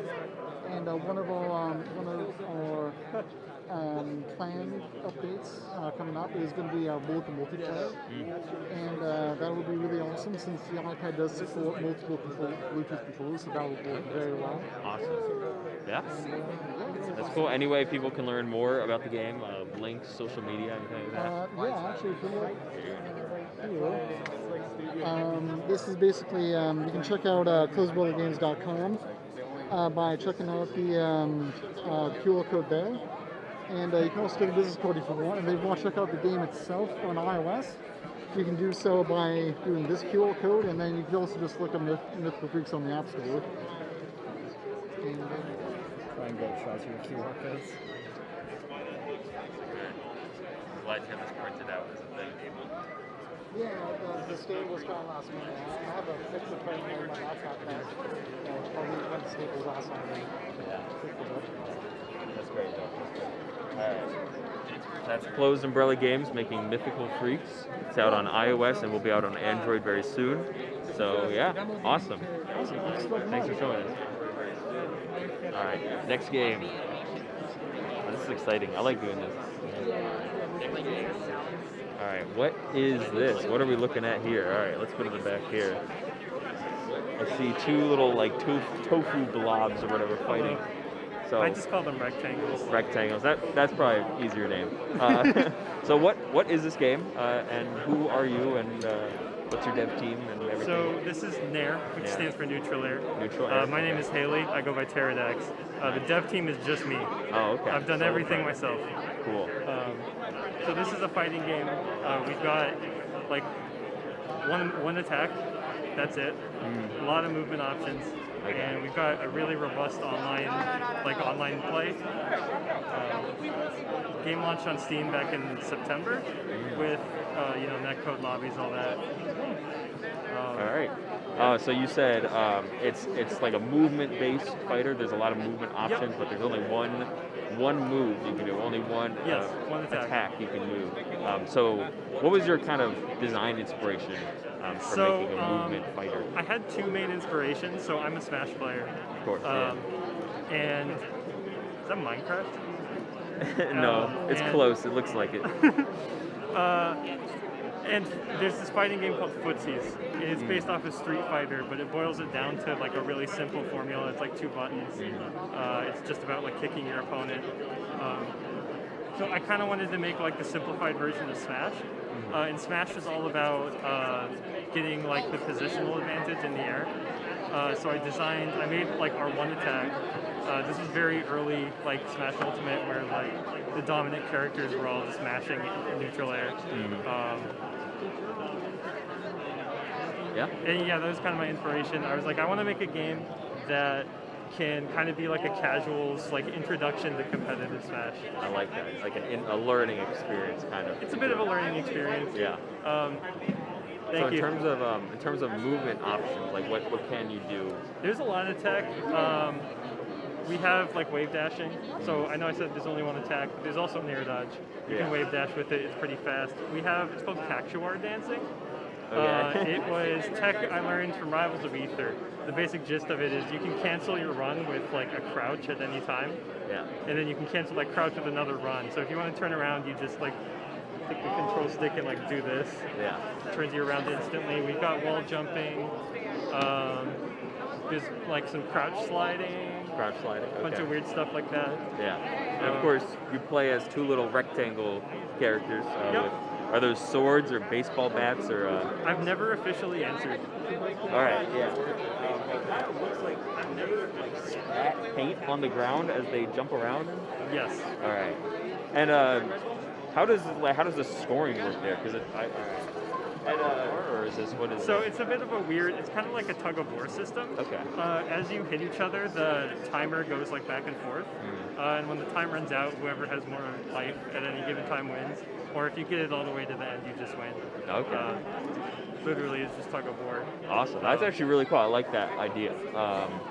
Cool. And you say you released on Steam in September. Yep. And so, in terms of like, are you still working on it? Are you providing new content? I'm still pushing out updates. We also have a pretty large like community around this game. We run tournaments every now and then. Awesome. I do a lot of community management and like support and updating. I have an update planned for soon. Yeah. I'm bringing a bunch of stuff to the game. I'm bringing like cross-platform play with like Steam and whatever other store I end up putting it on. Awesome. I'm bringing more game modes. I have one I'm calling One Shot. It's exactly what it sounds like. Yeah. Insta-kill kind of game. Insta-kill, Awesome. Best of one. That sounds like really fun, yeah. All right, well, this is really awesome. And then anyway, obviously it's on Steam, but any way people can learn more about the game, any links, websites, So and social obviously media? the game is on Steam. I also have a Twitter page at PterodaxDev. Okay. We have a community Discord. If you get the game, there's a link to the Discord in the game. Okay. I don't know the link off the top of my head, unfortunately. It's a bunch of letters and numbers and stuff. You know how it is. Yeah.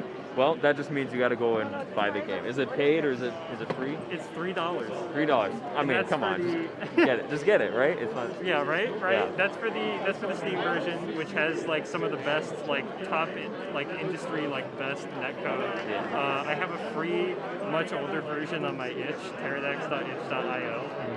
And someone's put the Discord link, now that I think about it, in the comments of that game. If you want to go digging that far, but it's $3. Yeah. $3. It goes Great on sale netcode. sometimes. Looks really fun. All right. Well, thank you very much for showing us. This is awesome. Thank you. Yeah. That's Nair by Pterodax Dev. All right, next game. That's Nair. All right, we're going from Nair to Duck. This is Duck. We're going from Nair to Duck. I just heard myself on the screen there. That's awesome. All right, tell us about Duck. So Duck is a 2D hybrid platformer. It takes elements of a lot of different platforming conventions, from obstacle platformers like Super Mario Brothers to more Metroidvania-like platformers like Castlevania Symphony of the Night, Super Metroid. There's a lot of different systems in the game that really make it unique among platformers. Yeah. In a way that, like, I'm very satisfied with. It looks very fun. Thank you. Did you do all the art, or is a team? There's a small team around us. Okay. So I'm the only developer, or I should say coder, but we have an artist who's leading us, an artist who's currently being onboarded on the project, and a musician who does a lot of not just the music but also the sound design. Yeah, there's a team of four. Okay. And then do you have a name for your team? Like a team name? We're gonna get feedback. The Duck team. Yeah. You want to come up with one right now? So we've gone by the name OM Games or OM Games for a while. But we don't really have like an official settled name at the moment. Sure, yeah. And in fact, this game was not originally supposed to be at Rock Game Fest. This is a replacement for another game that I'm working on, where the other person who was working on it unfortunately had to cancel, and so last minute we had to basically we didn't want to show the game if he wasn't going to be here. So last minute, I just was like, okay, well, show the other game that I'm working on. Awesome. But yeah, it's super cool. It's had an eventful development, I'd say. Yeah. A lot of ups and downs. Sure. And we're looking to finally release this year. Awesome. It's going on like 8 years in development. Okay. So. And you're talking about Duck, right? Not the other. Yeah. Okay. We're talking about Duck. Okay. Talking about Duck. Yeah.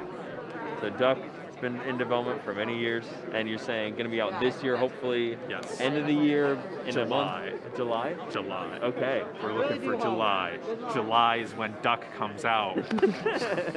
Any specific day in July or just July? We're shooting for mid-July. I want to tentatively say the 15th, but it might be later in July. All right. But no definitive date. We're just aiming for July at the moment. So, July 2022. Look out. Wishlist the game. If it's not on the 15th, then look on Steam for the 16th. And yeah. And you say, is it coming out on Steam? Yes. Any other platforms? It should also be coming out on itch. Looking to get it on EGS, but mostly just PC platforms.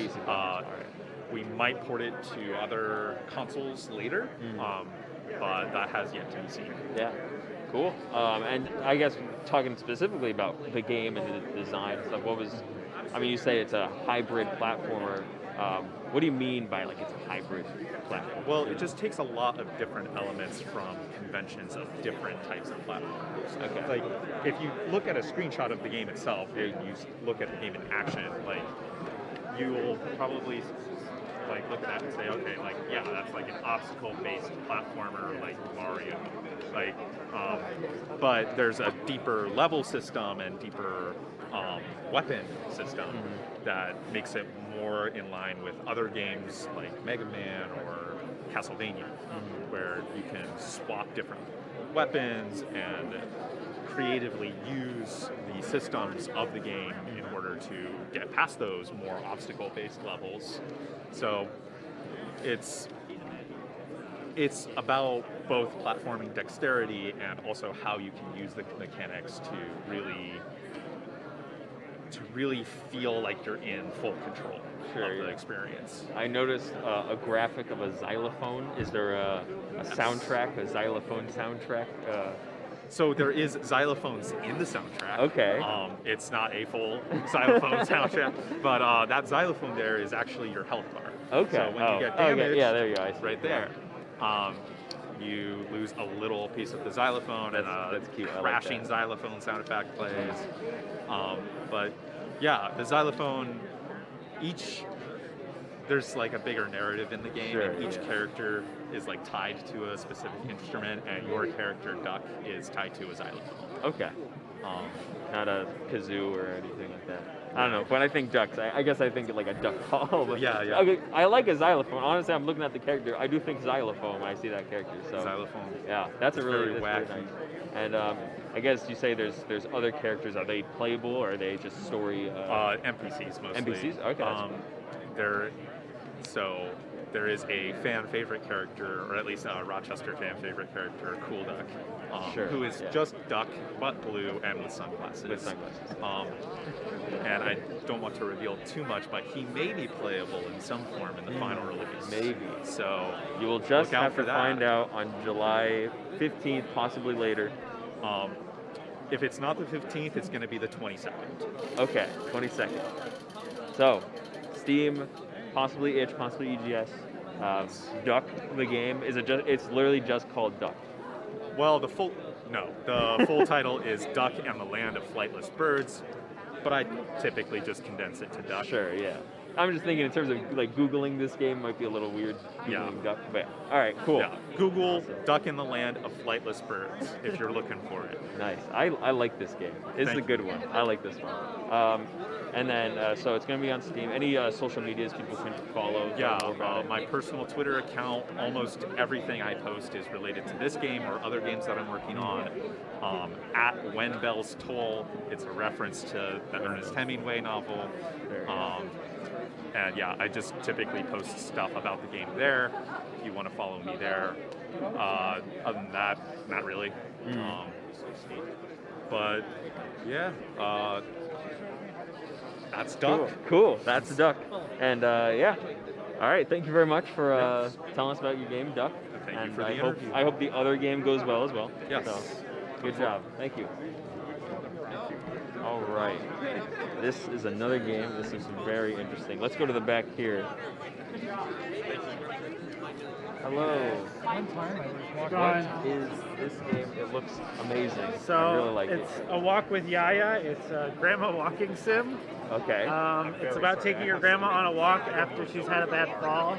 So you're trying to build up her confidence by just like talking to her and like asking her questions, and it's kind of just like a relaxing game in the style of like something like Animal Crossing or Cozy Grove. Things like that. Yeah, I really like. I'm just looking at these animations, and they're really, really good. Thank you. So, amazing. Good Yeah, job. put a lot of work into it. Yeah, I like it. So this is a more narrative focused. Yeah, Okay. yeah, definitely. Lots of text and Yeah, it's like a sort of an adventure game, but pretty linear. Like there's a Would beginning, you- middle, and end. It's about movie length, so it's Okay. definitely that kind of. compared to maybe like a visual novel kind Yeah, of. it's like experience? like a little bit more than a visual novel little in that more. there's some like light quests and stuff like that. Yeah. Cool. What's your dev team called? Do you have a team? Or is it No, just- it's just me right It's now. just you? Okay. Yeah. Are you looking for other team members, or is it just? I'm actually working on another game with a team right now. Okay. We're looking to get funding, Oh. but for this game, I'm like, I'll just finish this one on my Yeah. own. And so what was your, obviously you said kind of things like Animal Crossing, but other than that, in terms of your inspiration, where Yeah, did so this my idea come actual from? relationship with my grandma, like that actually happened to her in real life. She had a fall, and my family, like we had to deal with a lot of adjusting as she like lost her confidence, and we had to like slowly build her back up. And I thought I could make something interesting about that experience because I hadn't seen anything like any storytelling like that in any game or even probably any movie or anything like that before. Yeah, it's a really good way to just express how you feel about Yeah. that kind of stuff. Yeah, and obviously I embellish it and make it more exciting than my real life. But Oh yeah, but you know, it's how it feels. You know? yeah, exactly. In terms of you're hoping to get it done soon in terms of release and future plans, things like that? Yeah, I'm looking to release it within the next like 2 or 3 months. It's definitely going to be on PC and Nintendo Switch. Okay. I'm porting it with the help of RT here, so Cool. it's going to be really good. Nice. All right. Well, any way people can learn more, follow. social Yeah, media, so anything like it's that? currently on Steam. So if you search on Steam, A Walk with Yaya, YIA, it should come up, and you can wishlist it. And when it comes out, you'll get an email. All right. Cool.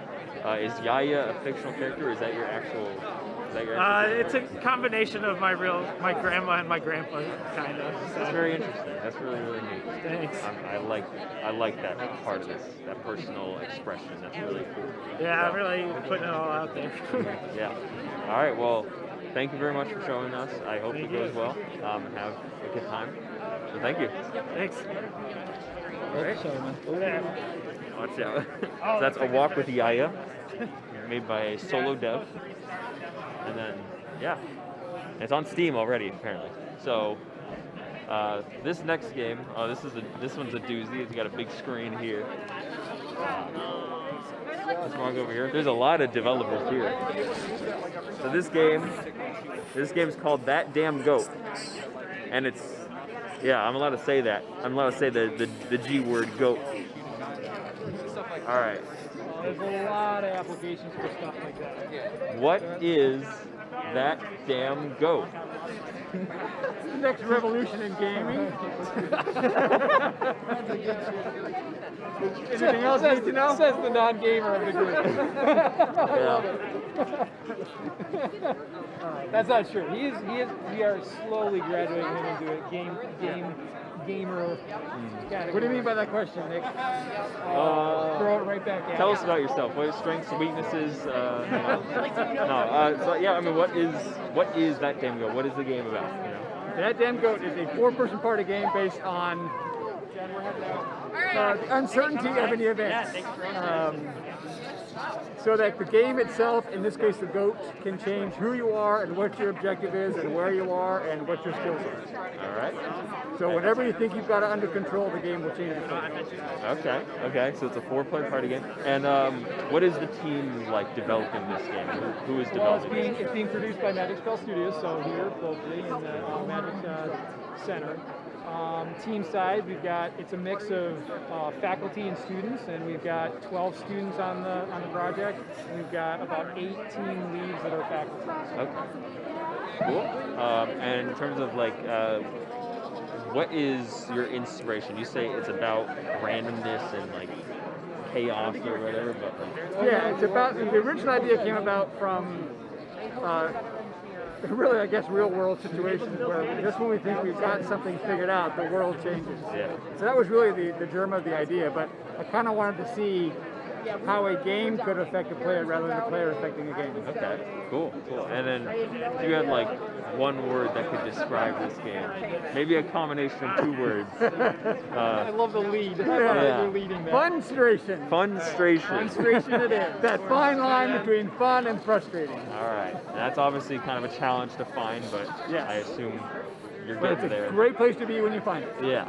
And in terms of the future of this game, what are you planning in terms of release, things like that? Aaron? We're anticipating an alpha release by early 2023, and then a beta shortly to follow after that, probably mid-2023. Okay. It just depends on how fast those students work. You know? Yeah, they better work really. They better pick up the speed, you know. Yeah. Yeah, it sucks when they graduate. Yeah. Well, and then we got to backfill that role. Yeah. But no, it's been really great. We've had a lot of really great momentum with the students, and they've been really, they've been integral to making this product, come to the point that it's at. So it's been great. And this is kind of a team where if you're at RIT, you can apply for this, right? Absolutely. We put out job postings again because students leave us and they graduate and they move on. Or they go off to other jobs this summer, they go or to work in the real world. Yep, that too. Yeah, that happens. They leave us. And Potentially. we've got students from the game design, from 3D digital design, from film and animation, from new media, as well as faculty spread out across it too. So yeah, it's a really nice mixture. Okay. Yep. Let's just get a look of the game. You look at the really nice environment. So, like you said 12 playable characters. I mean, look at those textures, yo. Look at the lighting on that. The lighting is amazing. Whoever made that is really cool.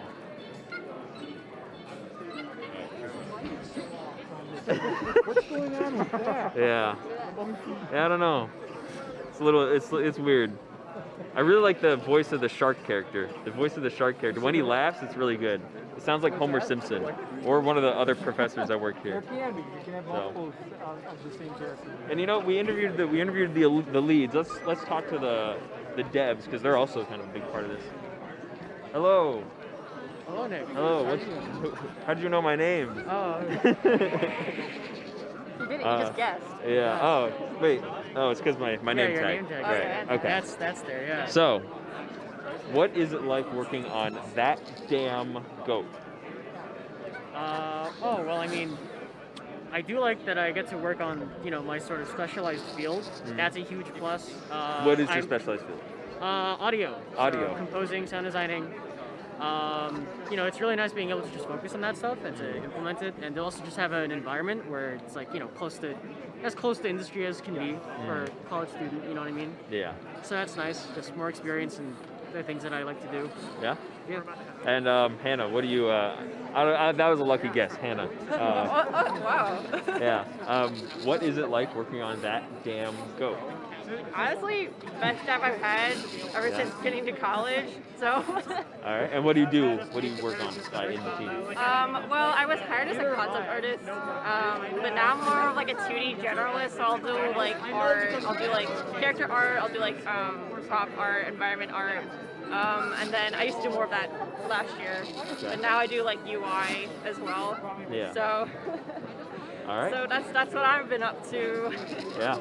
Cool. That's awesome. We have to do a little bit of everything. It's actually kind of fun. And it's a fun team to work around and fun environment. Things like that. Yeah. So please come help them.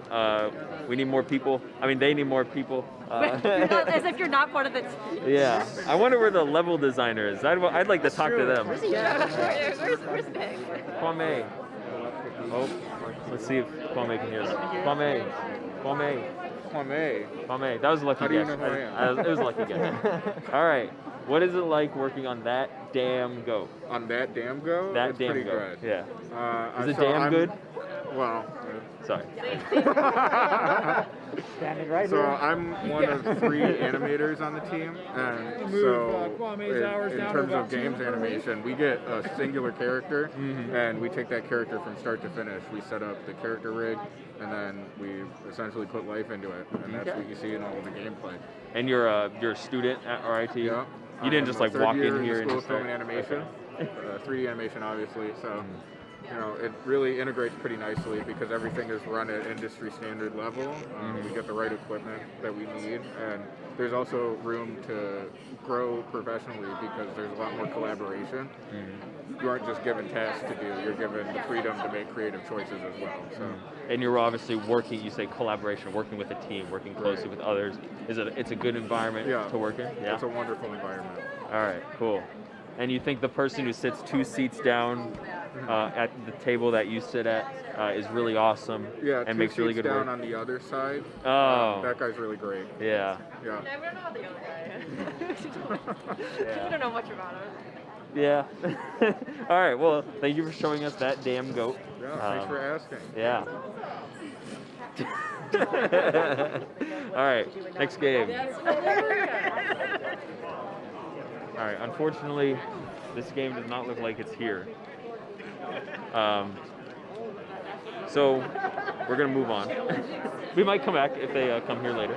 That's all right.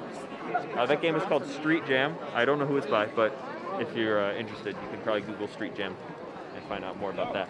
All right, this game looks awesome. It's called Adventure Tactics.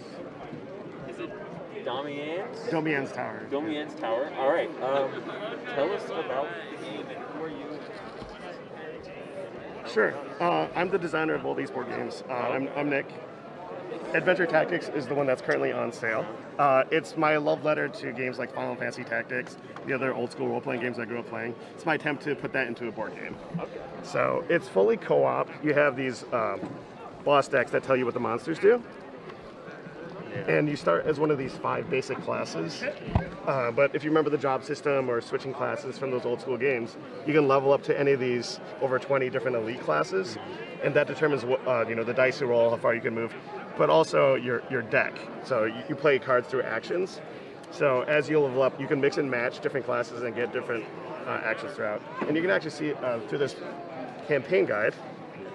It gives you some backstory, tells you how to set up all the fights, and also there's different choices and different resolutions based on how you do, and choices that your party makes. Yeah. So you can actually have a different experience if you play through a second time. I like the colors. I really. Some of those dungeon delving games are for like an older audience, or maybe it takes like 1 to 2 hours to play. This is meant to be more accessible, and the typical play set is about 45 minutes.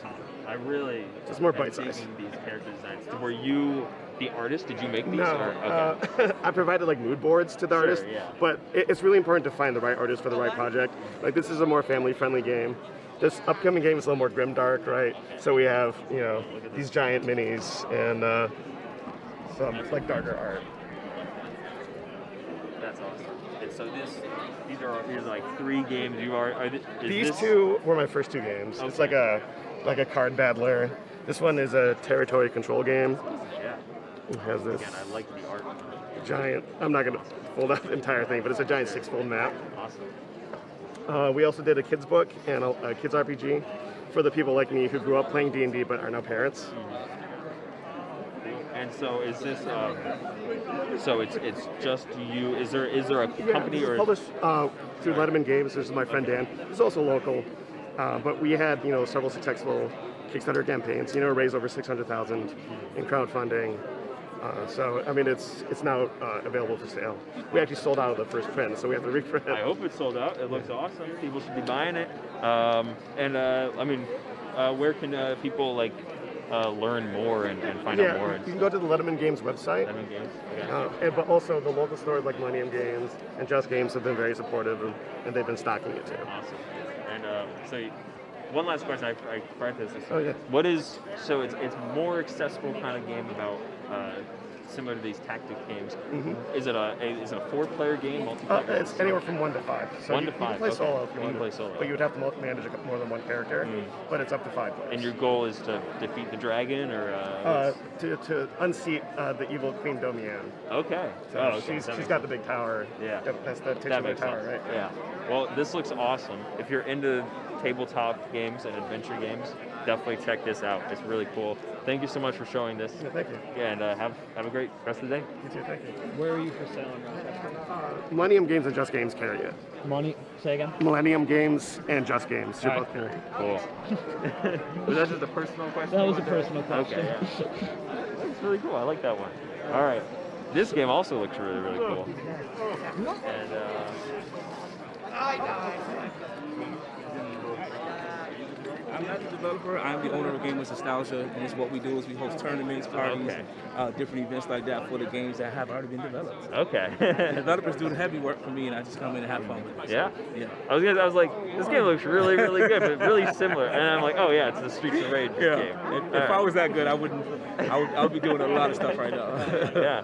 And so, all right, so you host tournaments, you host. Absolutely. Is it highly competitive? Is it more accessible for people? So my tournaments actually range in a lot of different areas. So we have a lot of competitive players, but we also have a lot of casual players who just want to come, hang out, have fun, enjoy themselves, and be in an environment that has a lot of gamers in it too. So I would say that we have a lot of players on top PR rankings and stuff like that come to and compete in our tournaments. But we also have a lot of casual people who just like, hey, you know what? I just want to come hang out, and have fun. So, Yeah, and it's called A Gamer's Nostalgia. A Gamer's Nostalgia. Yep. Okay, AGN. Yep.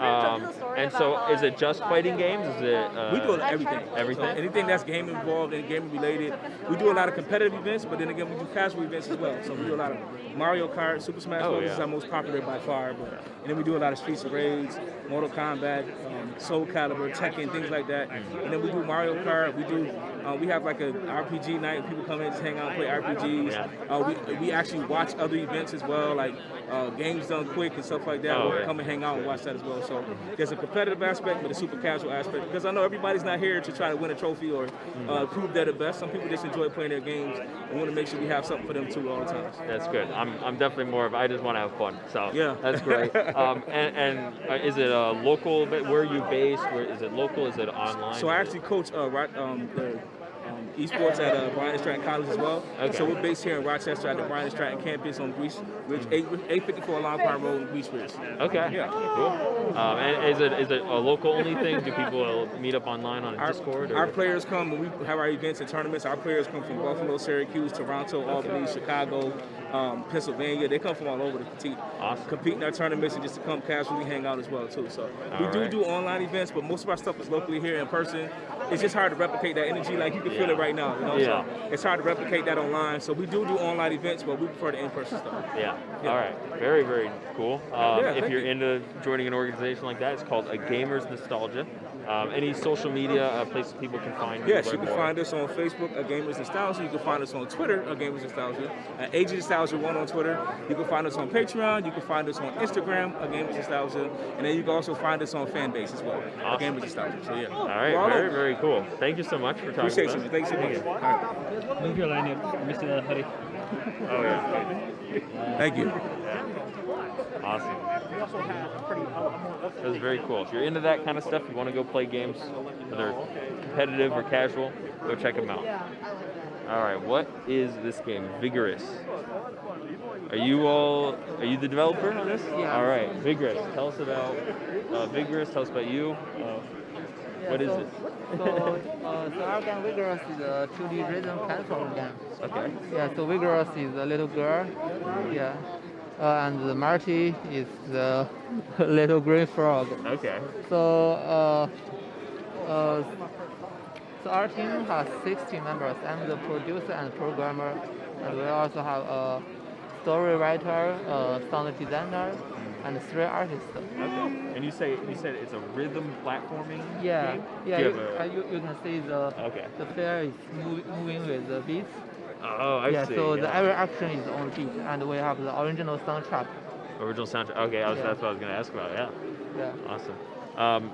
Is the soundtrack? What's kind of the style of it? What style are you going for in terms of?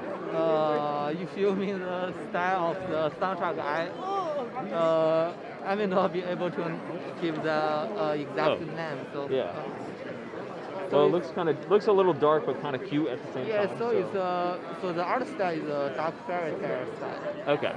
Yeah, so it looks like a children's story, but the deeper level of the story is a little dark. Yeah. Yeah. Yeah.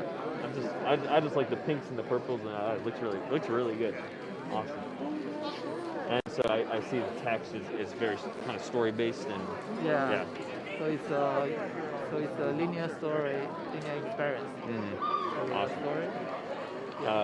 In terms of like future plans, is this releasing? Is it when? Yeah, so we will release on the Steam by March. March. Okay. Yeah, so very soon, and our game is a free game. Okay. Oh, it's free. Okay. Yeah. Well, I mean, check it out then, all right? Yeah, you have got to. nothing to lose. Yeah. All right. This is Vigorous. All right. Thank you very much. Here, I'll grab this later. Okay.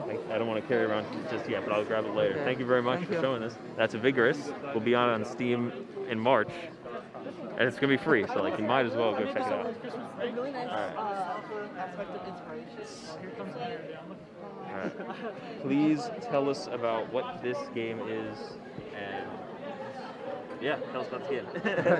So I'm actually showing us 2 games here. Oh, okay. Workshop Scramble, which is already out on Android, Windows, and Chrome OS, is kind of a fast-paced action puzzle game, a little bit similar to Overcooked and things like that. And then Tetriscape, which is coming out next month, is a block-pushing puzzle game with a bit of a Tetris twist. Okay. Oh, I like that. And I see. Okay, Tetriscape. Okay, I see that. Were you able to get the license to Tetris, or is that? It's not at all affiliated with the Tetris company. Or Awesome, anything. awesome. Yeah. So you said Workshop Scramble is similar to like Overcooked, and that it's kind of this fast-paced chaos. Yeah. game. Is it like a multiplayer game like Overcooked? No, or so is it's a single player game, but there are leaderboards so you can compare scores. But similar to Overcooked, you'll get requests coming in that you need to complete, and then as the game goes on, it keeps getting faster and faster.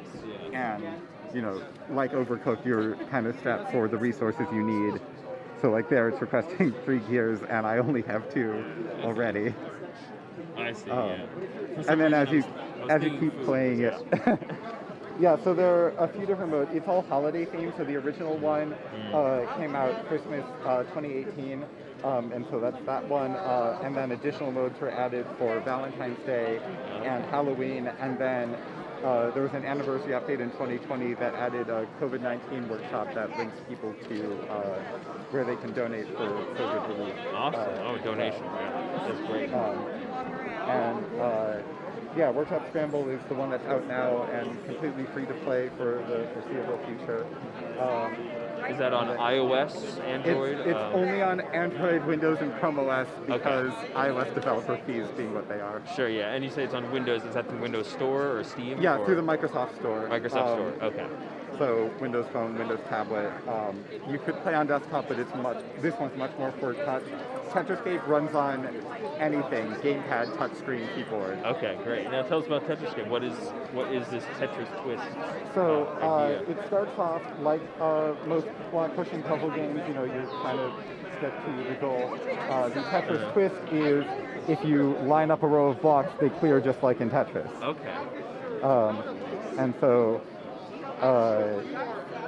you can push and clear multiple blocks. And then later on you start getting much more complex levels where it's not really clear what you need to do to get to the goal. Is there ever a case where you might accidentally remove a block you shouldn't have removed and you have to restart? Absolutely, yeah. Definitely on the harder levels, you're going to be restarting a few times until you figure out what you need to do. Awesome. Like any good puzzle game. That's cool. So is this is, I see you have all these levels. How far along is this in development? The goal is to release next month, so pretty close to finish. Okay.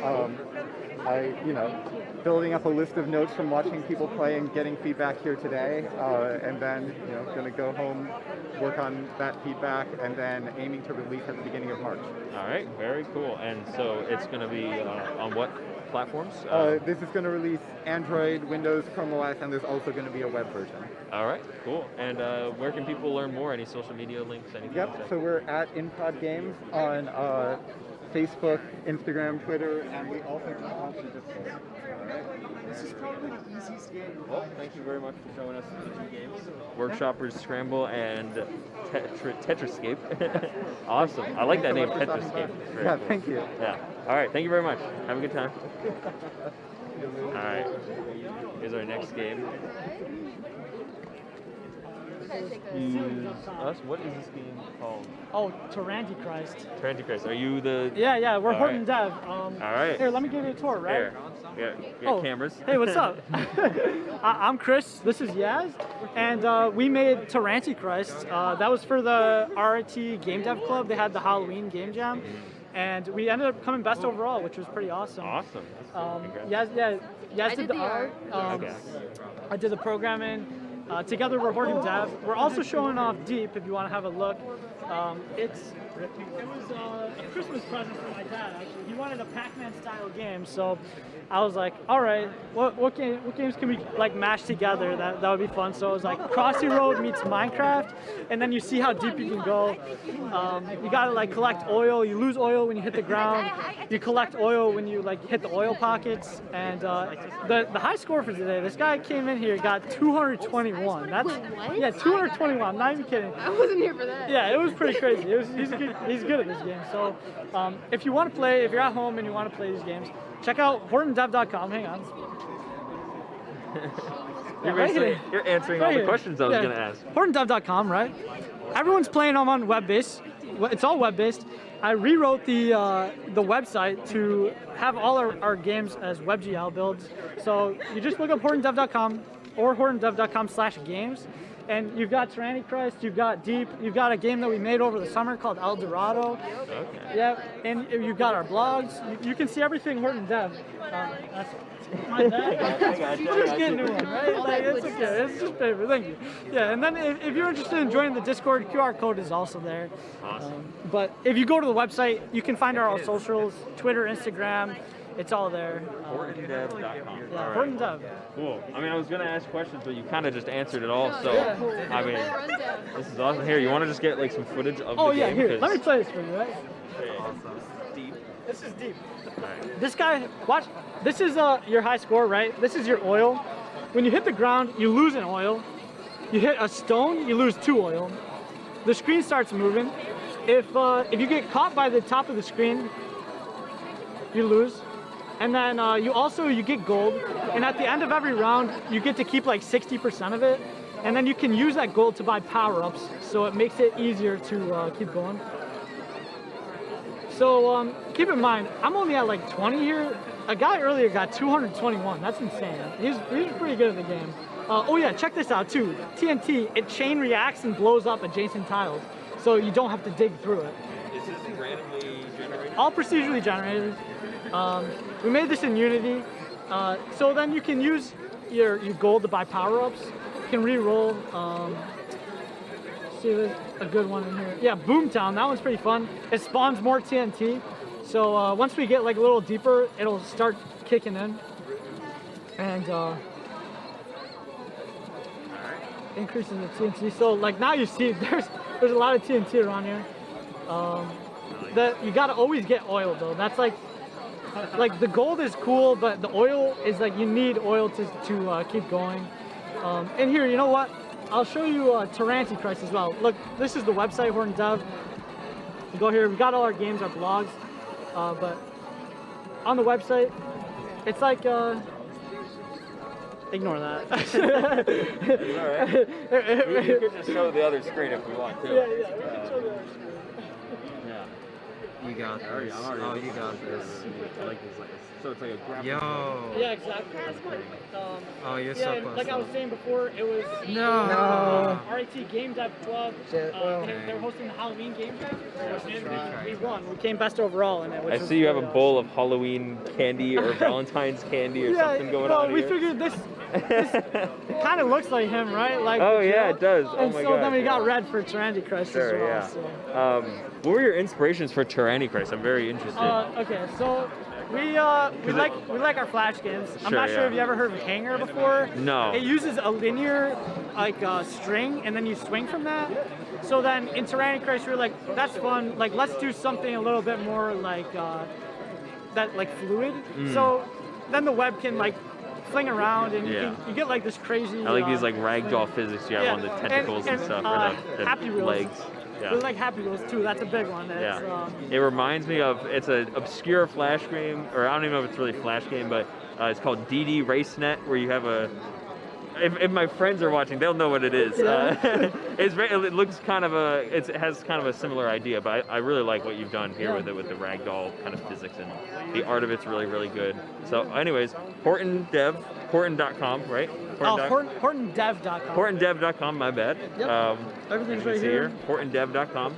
Thank you very much for showing us your games. Well, thanks for interviewing us. Yeah, thanks for and stopping have by. a great time. And I mean, I guess I'll be coming back if I need candy.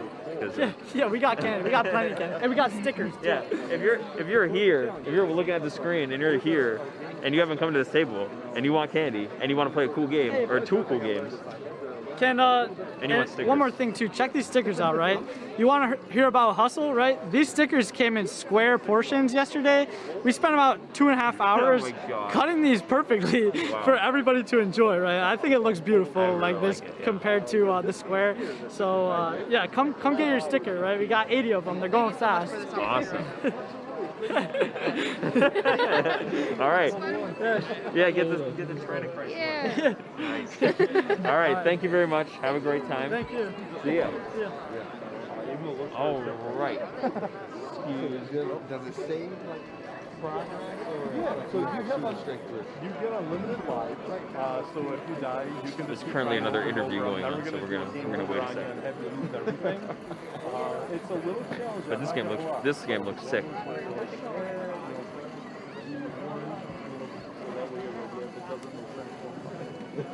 Alright. But it's a little bit of a challenging game, but we do get the infinite lives. There's save points all over, so you're. Hello. Good. Are you the developers of this game? Are there 2 games going on here? Oh my Yeah. god. Okay. One is Sydney Hunter. Okay. And that one is Jam and Jelly. Okay. Who is like the lead of this project? Is it you? Is it He is. his? Okay. Hey. How you guys doing? All right. Hey. Tell us about your games, about your team, or Sure, certainly. things like that. So yeah, a local developer, and these are the 2 games I'm demoing today. The Okay. first game is Sydney Hunter. It's an old-style pixel game, and that I worked with a studio out of Montreal called Collector Vision Games. I'm the programmer, so every line of code was written in Rochester, New York. All right. It took about 5 years. And it's been out on the Nintendo eShop for about 2 years. Okay. So we just finished the Japanese version that was released, and we're working on the PlayStation 4 and 5 version, nearly complete, which is great. Awesome. But, yeah, so a lot of fun working on that. That was about 5 years of development, so it took a little while. And then what I did was I decided to kind of shift gears and start my own studio, and I'm working on this game called Jam and Jelly, which is just a silly, cutesy arcade shooter game. I wanted to just kind of have a lot of fun with some of the arcade style games and be like, hey, why can't I have a little kid flying on an octopus with really powerful lasers blowing stuff up? If you see me like just looking there and not at you, no disrespect. It's just very bright and colorful, and I like it, and it looks really, really great. So yeah, so it's like a rhythm bullet hell kind of game, or I mean. So you're gonna see it, I guess. Exactly, it's a bullet hell shooter where basically the character, the little heart that's in the character, that's the whole hitbox. Okay. That little yellow dot, that's the only part that can't get hit. Yeah. So that way you got a lot of room to move around, and the goal is you get these 3 weapon systems, and you can power them up, and the player can figure out what weapon system you like better. Yeah. So that way you're not stuck with only one weapon system that the developer thought was fun. I'm giving you 3 different ways to play it, and just level them up and have fun. But each level is all hand-drawn, hand-painted animation. That's what's standing out to me, is just that hand-drawn aesthetic you got going on here. Exactly. Digitally hand-drawn or physically, or?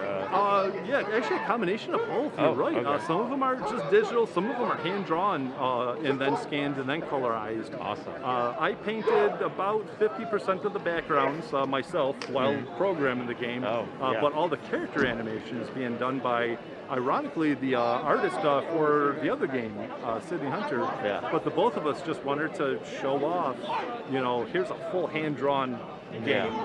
I've done the pixel game thing once. Now I want to show here. We can do pretty. In terms of like your inspiration, I'm getting a lot of different inspiration vibes. I'm getting a lot of different inspiration. What were you inspired by when you are designing this, and from a mechanics point, but also from an art point? What are you inspired from?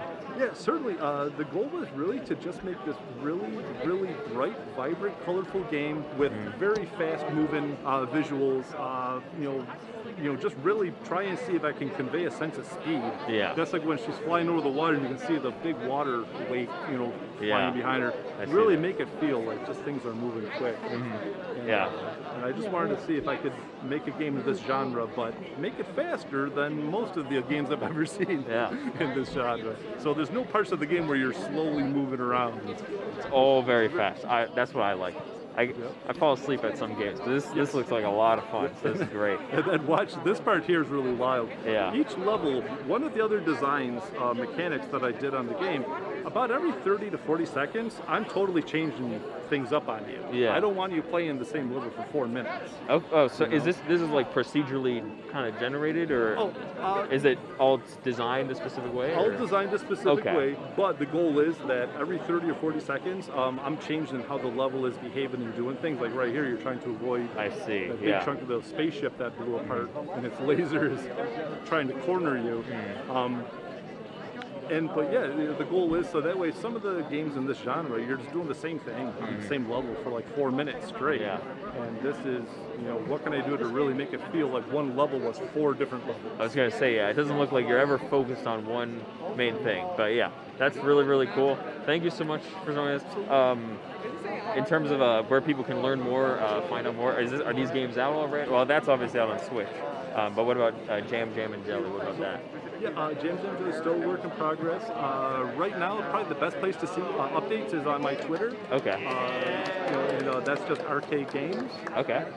But yeah, just having a lot of fun working on this stuff. All right, thank you very much. Thank you for showing this. Absolutely, thank you for your time. Thank you. Take care. All right, are we out of time? All right, seems like we're out of time. There's gonna be a panel in a couple minutes about music in games.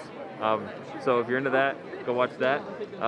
Yeah, we might be back later to interview the rest of these people. So nice. See ya.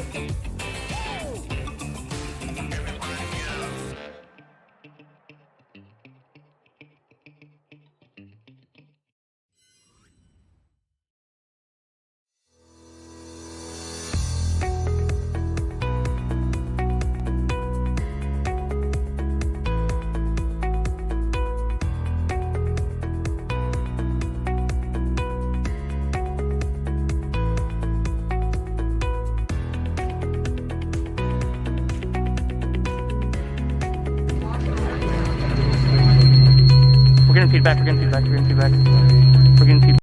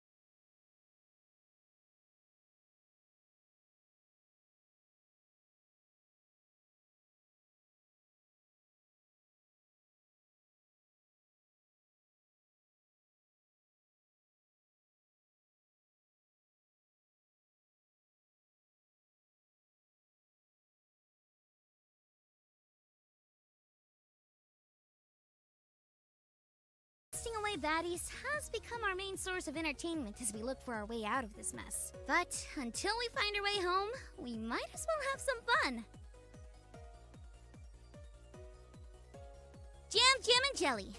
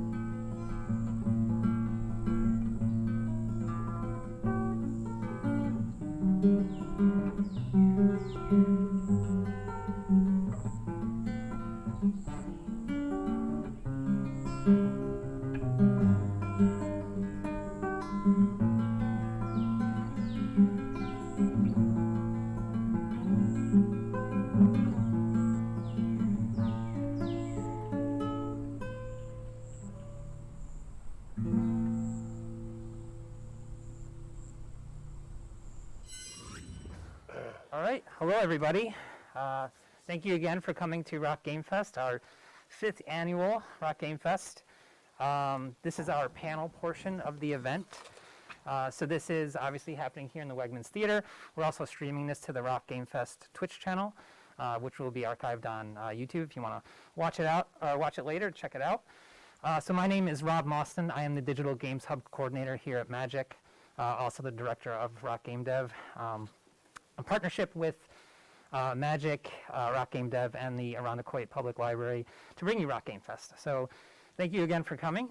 So this is our panel, and it is called Let's Talk About Video Game Music. And I'm going to introduce our panelists. So immediately to my left is Will Bertiz, and Will is a student here at RIT studying sound design and audio programming. He specializes in implementing audio into games as well as creating interactive music systems. Currently, he's working as the technical sound designer and composer for That Damn Goat, which is on the soundstage right now if you want to check it out, which is a faculty and student-led project here at Magic. Up next is Joshua Lowenberger.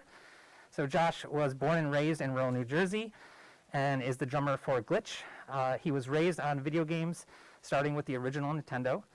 He then moved to Rochester while attending RIT and started a career here in software quality engineering. And it was while at RIT that he discovered his love for rhythm games, which eventually led him to learning to play the drums. He's also an avid reader and currently making his way through the Cosmere. Did I say that right? Yeah. Brandon Sanderson? Yeah, okay. Sanderson. Okay. Cool. And then we have Caitlin Tran, who is a 5th-year game design and development student. She is one of the founders and the first treasurer of the Game Symphony Orchestra here at RIT since 2017. She's currently the president, working hard to make GSO an amazing community and club. She plays viola for the group, and outside of that, enjoys hanging out with friends, playing many JRPGs like Final Fantasy XIV, and helping others create games. After she graduates, she plans on starting her game career as a game producer for Magic the Gathering at Wizards of the Coast in Renton, Washington. So let's give a quick hand for our panelists.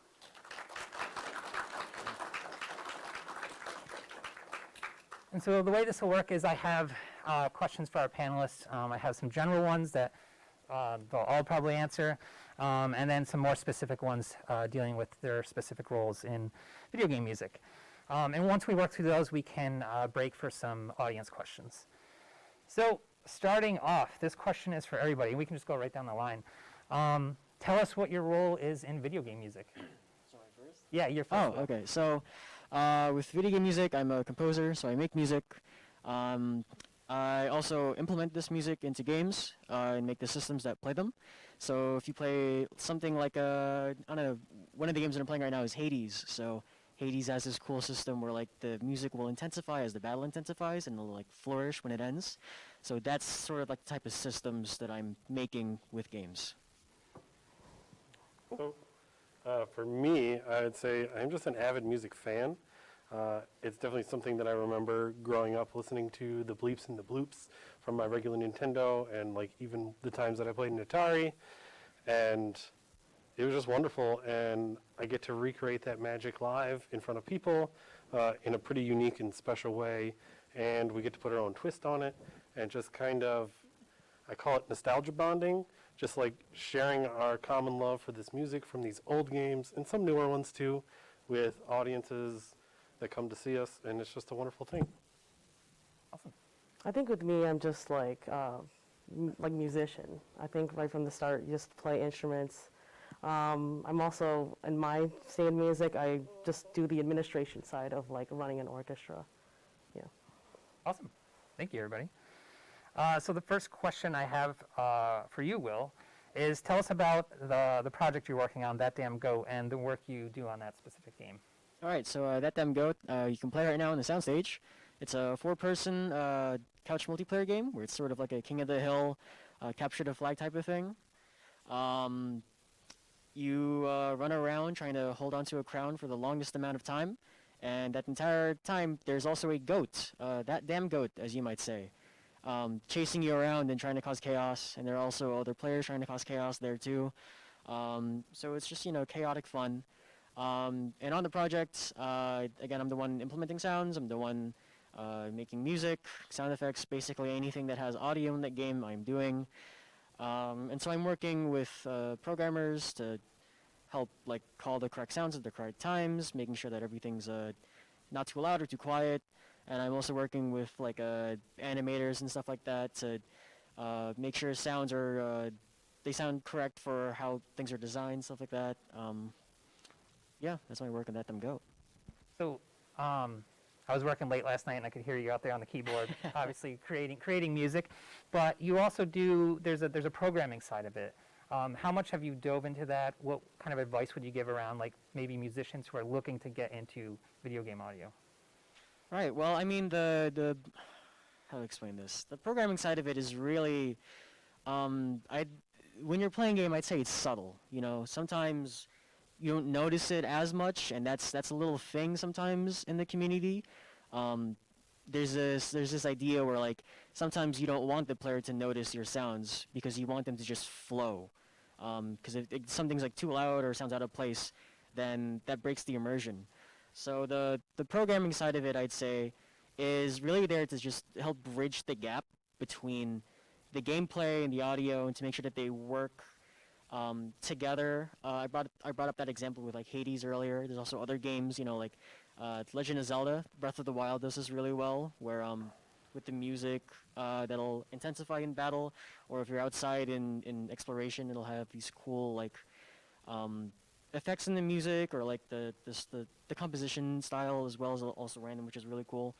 And so I'm there to help make sure that any audio that's in the game sounds good, that it doesn't get in the way of the player, and that it all works smoothly and stuff like that. Cool. Awesome. Thank you. Next question for you, Josh. So Glitch Band, you primarily cover video game tracks. How do you decide on which songs to cover, how to build your catalog? I would say that is a process that is just evolving over time. So when we first started out, there's 3 of us in the band, and we each had our own kind of list of ideas in our head, stuff that we listened to maybe semi-regularly, and we just kind of all brought it together. We just sat down together, listened to it all, and we're like, oh, this one would be great, this one would be great, this one would be great. And that is definitely still a big part of the process today. But now that we're actually out there live and performing, we often get feedback from audience members that are like, it would be great if you played this song. It'd be great if you learned this song. Or sometimes people come out with these random requests and they're like, do this. And we're like, oh, we don't know it, unfortunately. But, you know, for a while we even put a little suggestion box out there for people to be like, to put their song suggestions in. And so we just try to incorporate the stuff that we love to do along with the stuff that people want to hear. What has been probably one of the most difficult songs you guys had to cover? So probably the most difficult, there's 2 that spring to mind, maybe 3 that spring to mind. The first that jumps to my mind is the Mega Man 2 intro. Just like, again, we play mostly older stuff, but it's pretty complicated. Like, it's got this nice, pleasant, I'm going to say, introduction, and then it like drops, and it is fast, and it is pretty tough. The next one that kind of jumped to mind is some of the Super Mario Athletics. Those are also just like really fast and really complicated, and have these like just fast, cool bass lines. I think we have a really, one of the most talented bass players I've ever heard, at least live, in our band, and we're real lucky to have that. And he just like makes those pop, and it's so cool. So I would say those are probably the top 2. Cool. Awesome. Thank you. Caitlin, symphonies seem like pretty serious business. What led to the introduction of symphonies performing video game music? Well, I don't know the actual deep lore history of just orchestras starting in the first place, but I think it's just how popular video game music as a whole is, and the transition from kind of the bleeps and bloops into like a large scale orchestra. I think people realize that the money aspect of it, of games getting really popular, and combining that with the transition of orchestra music from that, kind of just made a really big industry. We see big concerts like Distant Worlds or Symphony of the Goddess, and I think just the general popularity of video games and like music changing with the times is just making like orchestra music as a whole like popular. And I think that even normal orchestras see that video games as a medium is like a very popular genre nowadays. So I think everyone wants to take a slice of that pie, just trying to get that. And if you just look at the size of the video game industry versus something where you more commonly would find orchestra music, like the film industry, the video game industry is just massive compared to the film industry. And for a long time, I feel like no one gave that serious thought.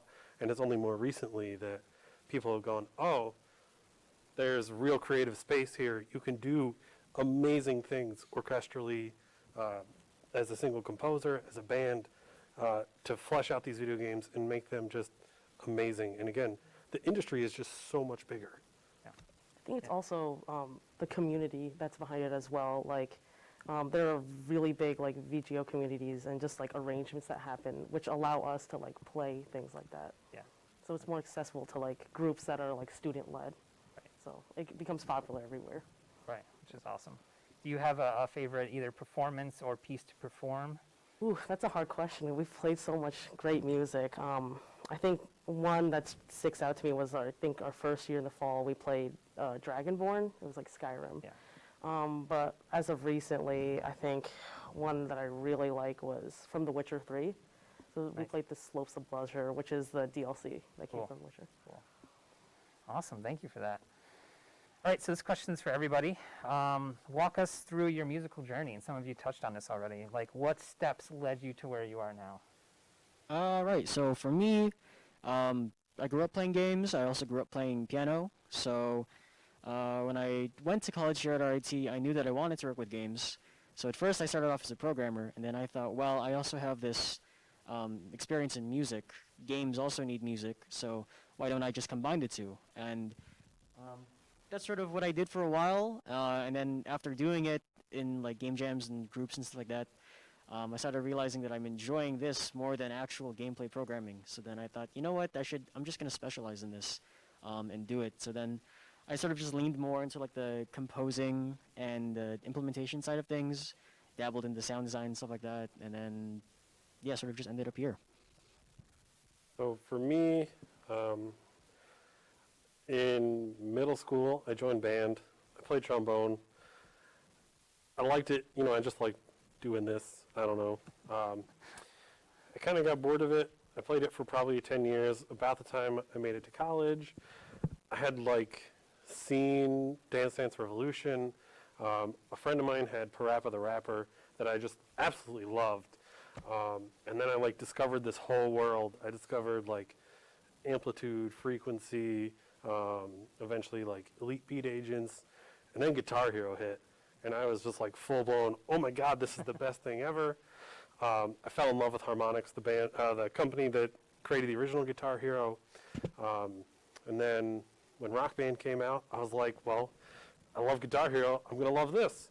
And then I started playing drums, and that's literally where I learned to play drums, is I would come home from work, and I probably shouldn't admit this, but I would play Rock Band for 3 hours a night.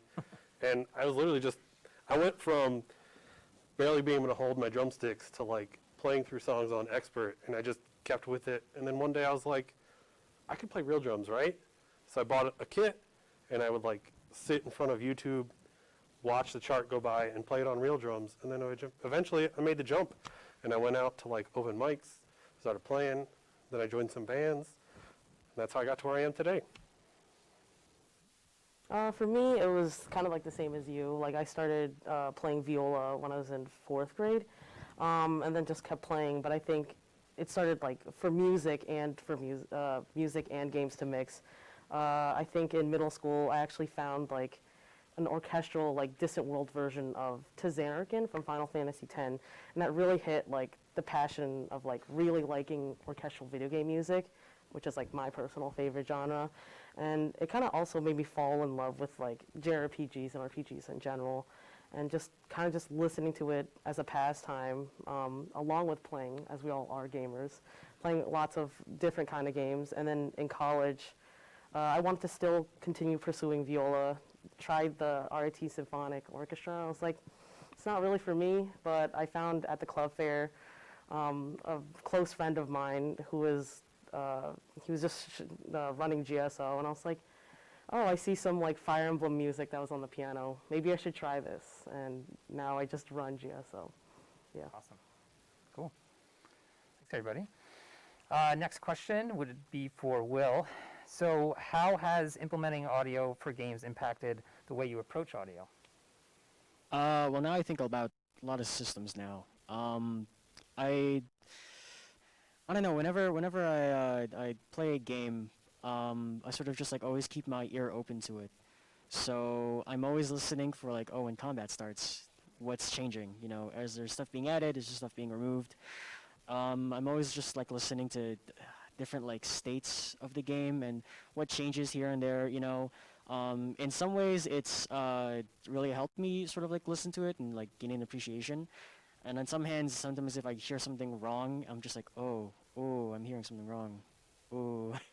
But I mean, overall, it's just it's interesting. I don't know. I feel like thinking about game music sort of in like the systematic way is like sort of just like it's very subtle, but I think it's interesting to like delve deep into it.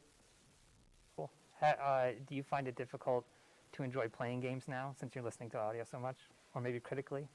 There are some times actually, yeah, when I'm like listening or I'm playing a game, and then at some points I'll just like stop whatever I'm doing, and then I'll be like, wait, hold on, I need to listen to this. Hold on, I need to make sure it sounds okay. Stuff like that, where I'm just like, I don't know, I sound really full of myself, I know, for saying that, but sometimes, you know, I hear something and I have to sit down and be like, okay, this is what I like about this, and I really like figure this. it out. Yeah, I have to figure it out in my head, and then I have to think, and then sometimes I think, you know, oh, can I somehow put this into what I'm doing and stuff like that. You know, take some techniques, steal some techniques, you know. Cool. Awesome. Thanks for that. Josh, does Glitch aim for more of a one-to-one representation of the original material, or do you kind of put your own spin on it? Yes. In short, longer-term answer, I would say there are very few songs that we actually do strictly one-to-one. We often... you know, because a lot of the music that we cover aren't full 3 or 5 minute long pieces. They're often 30-second loops or, you know, 45-second loops. And you just can't fill an hour's worth of time if you had, like, if you had to learn 120 songs to play for an hour, you would never be able to keep all of that in your head.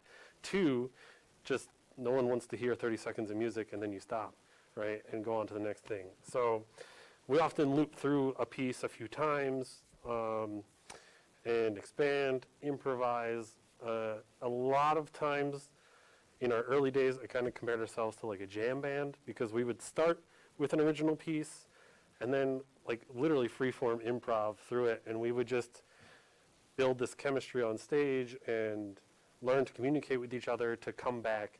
And then we'd come back, usually bring it home back to where the original piece was. What instruments are in the band? So we're 3-piece. There are drums, keys, and bass guitar. Cool. And does that play into the decision on how to approach it? I think definitely it does. It definitely affects our musical choice. There's a lot of stuff out there that has lyrics in it that we've kind of so far shied away from. But I think that's really the only limiter. We kind of look at it and go, we could adapt this. How could we adapt this? Especially having keys, you know, like a synthesizer, essentially. It has such a wide range of voicings that we can really cover a lot of ground that way. Cool. Thank you. Caitlin, so symphonies or concerts really seem like there would be a lot of preparation. I myself, a chiptune musician, I write music on Game Boys. Very simple, very easy. I plug it in, I'm ready to go. It feels like you have a lot more to prepare for. What's that like? There's so much to prepare for. But it just kind of starts with like, what music are we going to play this semester? And like, usually that's a very long, we'll usually do it during like winter or summer break, and we'll just have a month where we'll propose music, and then we'll discuss about it, and then kind of cut out the music we don't want, and then we'll usually end up with like 6 or 7 songs we'll play for that semester. and then the actual like setup. So I have to do like reservations for us to rehearse. So we have a space to practice. We also have sectionals. So we have like section leads, people who run each section to kind of have like a helping practice rehearsal session with other people in the orchestra. And there's other lots of moving parts, like how long the concert's going to be. We also have a part in the concert for small ensemble specifically. So these are like not for the large ensemble, the 6 or 7 pieces we have, but like this is essentially for anyone to just put any video game music piece they want out and play it with like anyone in the orchestra. So it could range from like a duet to like chamber style string ensemble. So I need to talk to people who run that. And then just, we also do like raffles and like advertising. So we have a whole design team for that, which does like our posters.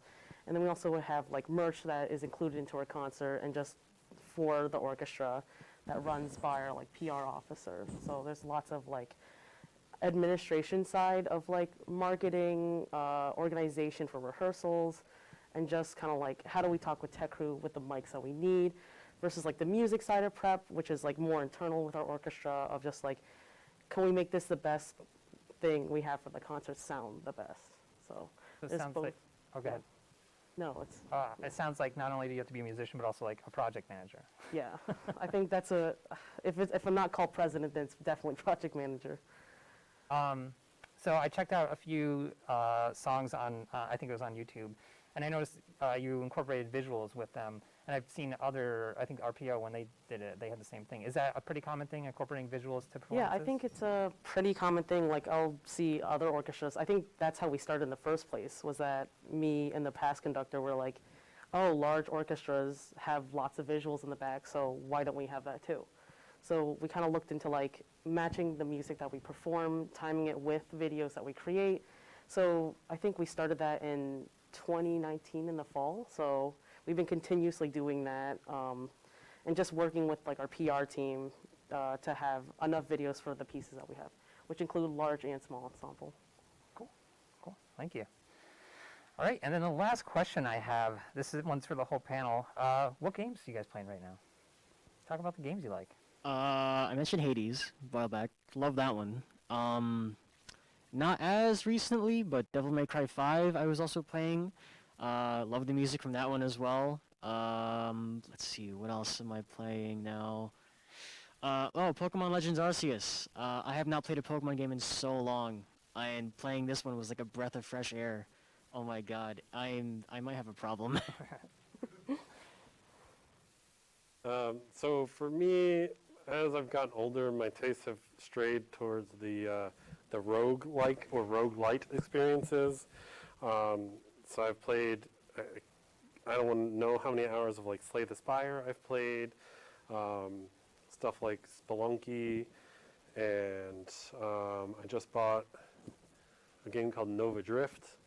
When I'm not playing those kind of games, I got really into Factorio. And then from Factorio, I went into Satisfactory, which is definitely a current addiction, I would say. Natural progression. Very natural progression. The other thing that I played very recently was Metroid Dread. A huge Super Metroid fan. So any of Metroidvania style game I'm really into. So I played like Shovel Knight and what's the one with the bug? I can't think of the name right now. All Night. Oh, thank you. I've played so many different games that I like lose them, but like Salt and Sanctuary was another one that's kind of Dark Souls-like, but also kind of Metroidvania-esque. So anything in that genre, especially if it's something that I can play for like 20 minutes or 30 minutes and then put it down, just being a busy person is wonderful. I think for me, like I said before, I'm a crazy like JRPG like addict. So I've been playing a lot of Final Fantasy XIV Online.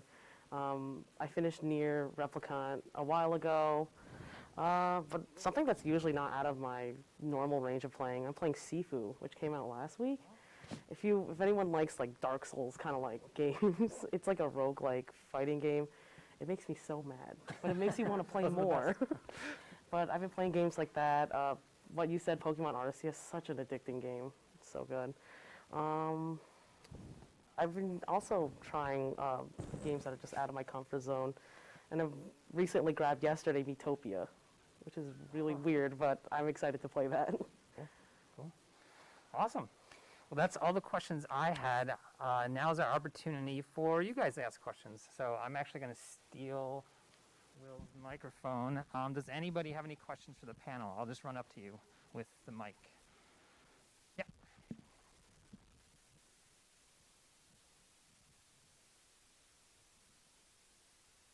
So this one is more like about GSO. How do you guys like get the pieces that you're gonna play?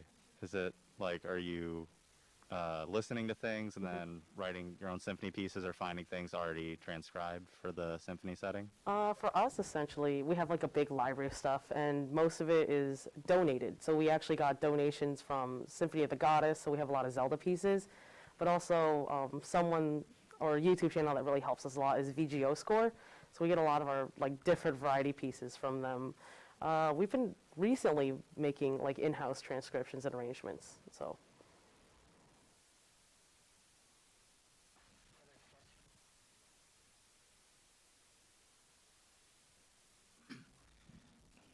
Do you all ever find it? It's fine, I'm loud.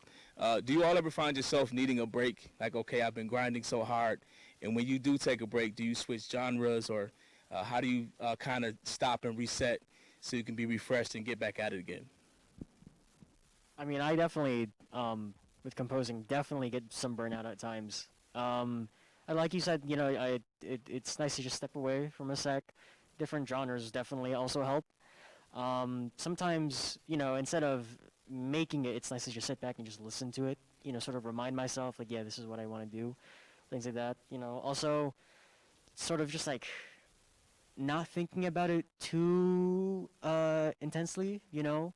Like, obviously, there's a life outside of the composing stuff, or you know, outside of, like, work and stuff that is important to also focus on, you know. So I like to, you know, take a break and just focus on all of that stuff as well.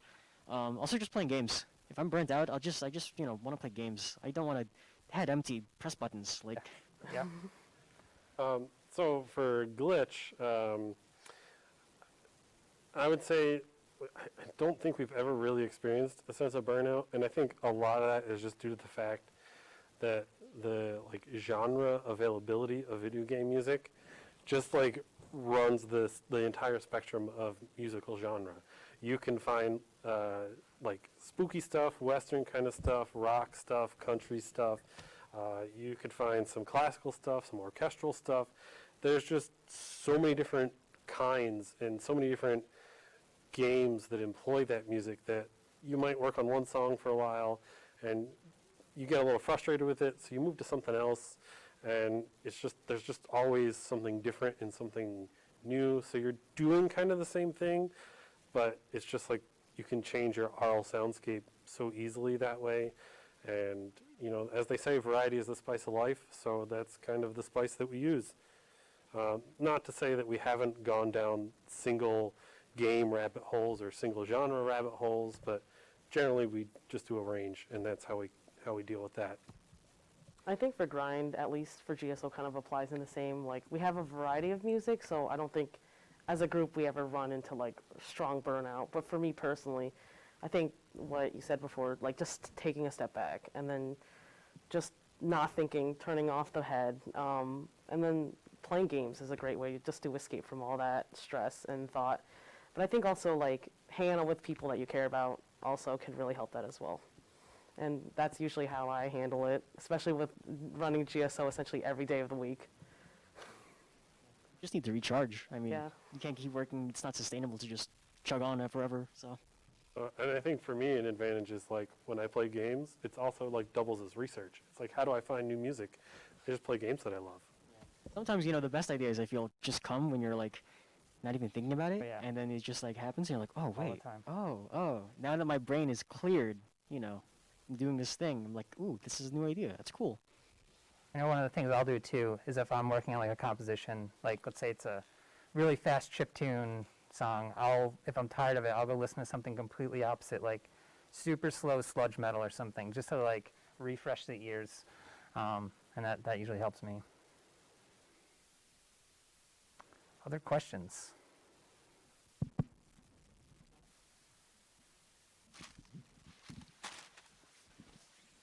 So basically, do you guys ever find inspiration through the games you play?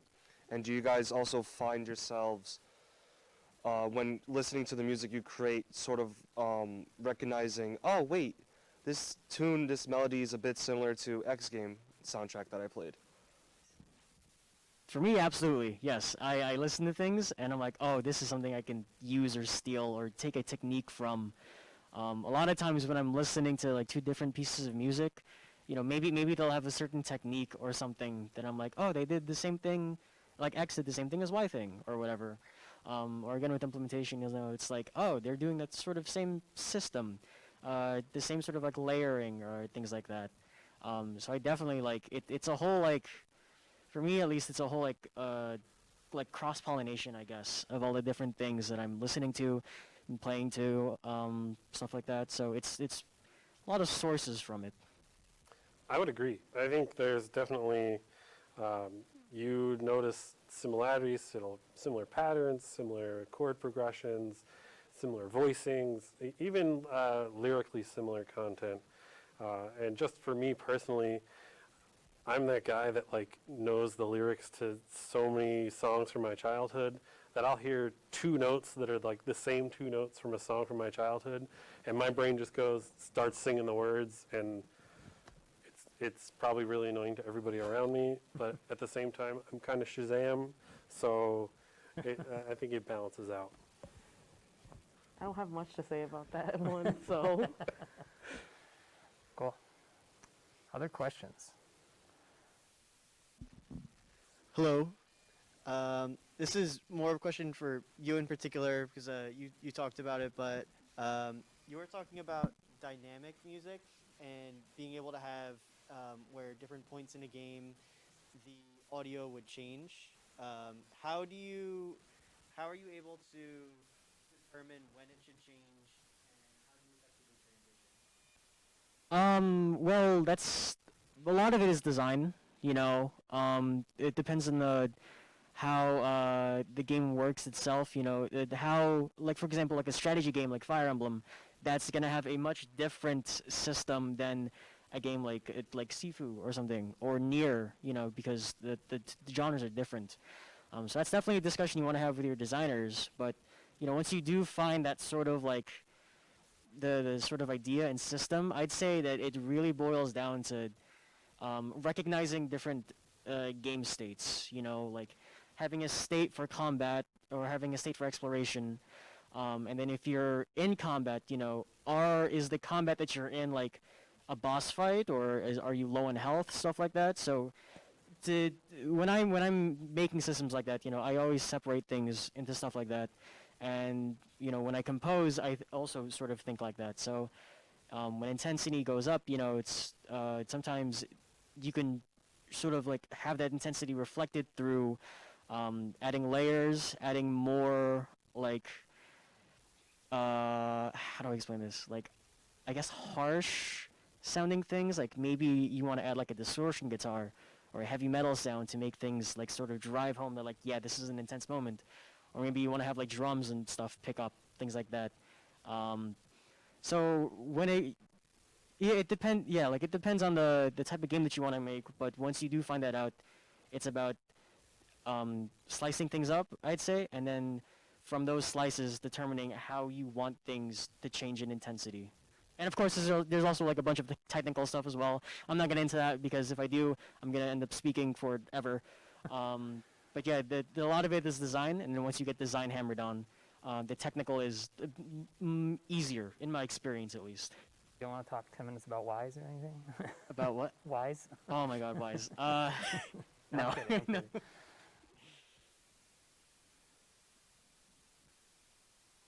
Anybody else? All right, well, if you think of something, you can always find the panelists. I'm sure they'll be hanging around for a little bit. But thanks everybody for coming to the panel. We're going to wrap it here. So this is the last of our little scheduled events for the rest of the fest. But it is almost 10 after 3. You have till 5 o'clock for the expo to keep going. So feel free to check it out. Thanks for coming. Thanks for asking questions. And give a hand to our panelists. Thanks, everybody. Whistling RPG. Give him a thumbs up and then count to 2. 1, 2. All right. Welcome back. Hope you enjoyed that panel about music and games. I thought it was pretty cool, so I hope you thought it was cool. We're going to continue interviewing the devs and seeing, learning about their projects, seeing what they're inspired by, things like that. So we're going to just start off where we left off. What is this game? Who are you? What's it about? Currently, I guess we're just going by personalized. This is a survival horror game that is kind of plays with player perspectives. So throughout the level, puzzles that involve using both first person and third person to go through and navigate. And the idea behind this is third person is a bit of like a surreal, out-of-world experience. That's kind of like a power-up in most games. Lets you do things you can't normally do in first person. So our goal is to make a game that can play off this and kind of deliver like a horror aspect to it as well. Yeah. And we're also trying to emulate like a PS2 kind of early game style. Yeah. So imagine kind of some of the new era of atmospheric walking simulator horror games, but in the style of a Resident Evil 4 or Silent Hill 4 from the old days.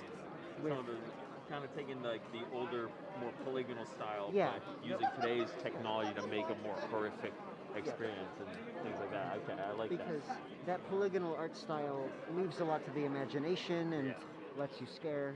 I also assume it's a little quicker to develop. It's a lot faster. Yeah. We did have yeah. to do a lot of research before we could even start. A lot of people from the PS2 era who are developers that we've talked to kind of don't even remember what the limitations of the hardware were. So. And this is being built in Unity? Yeah. Okay, cool. And so you're inspired by that sort of horrifying genre, I guess. But is there any specific thing like this is made for like a certain audience, or is it made for anything specific? Definitely any audience that's kind of like grown up with, the classic horror games that we kind of know, like Silent Hill, stuff like that.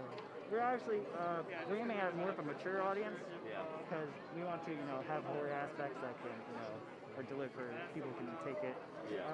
Currently though, it's not too it's pretty available to like anyone of like most ages. We don't have too much no jump scares, nothing like that. And then I'd say currently in the development process, we're figuring out our style. We've got that down. We've tested in like certain rooms. And then now that we have our style kind of down, we want to expand, bring it to the whole game.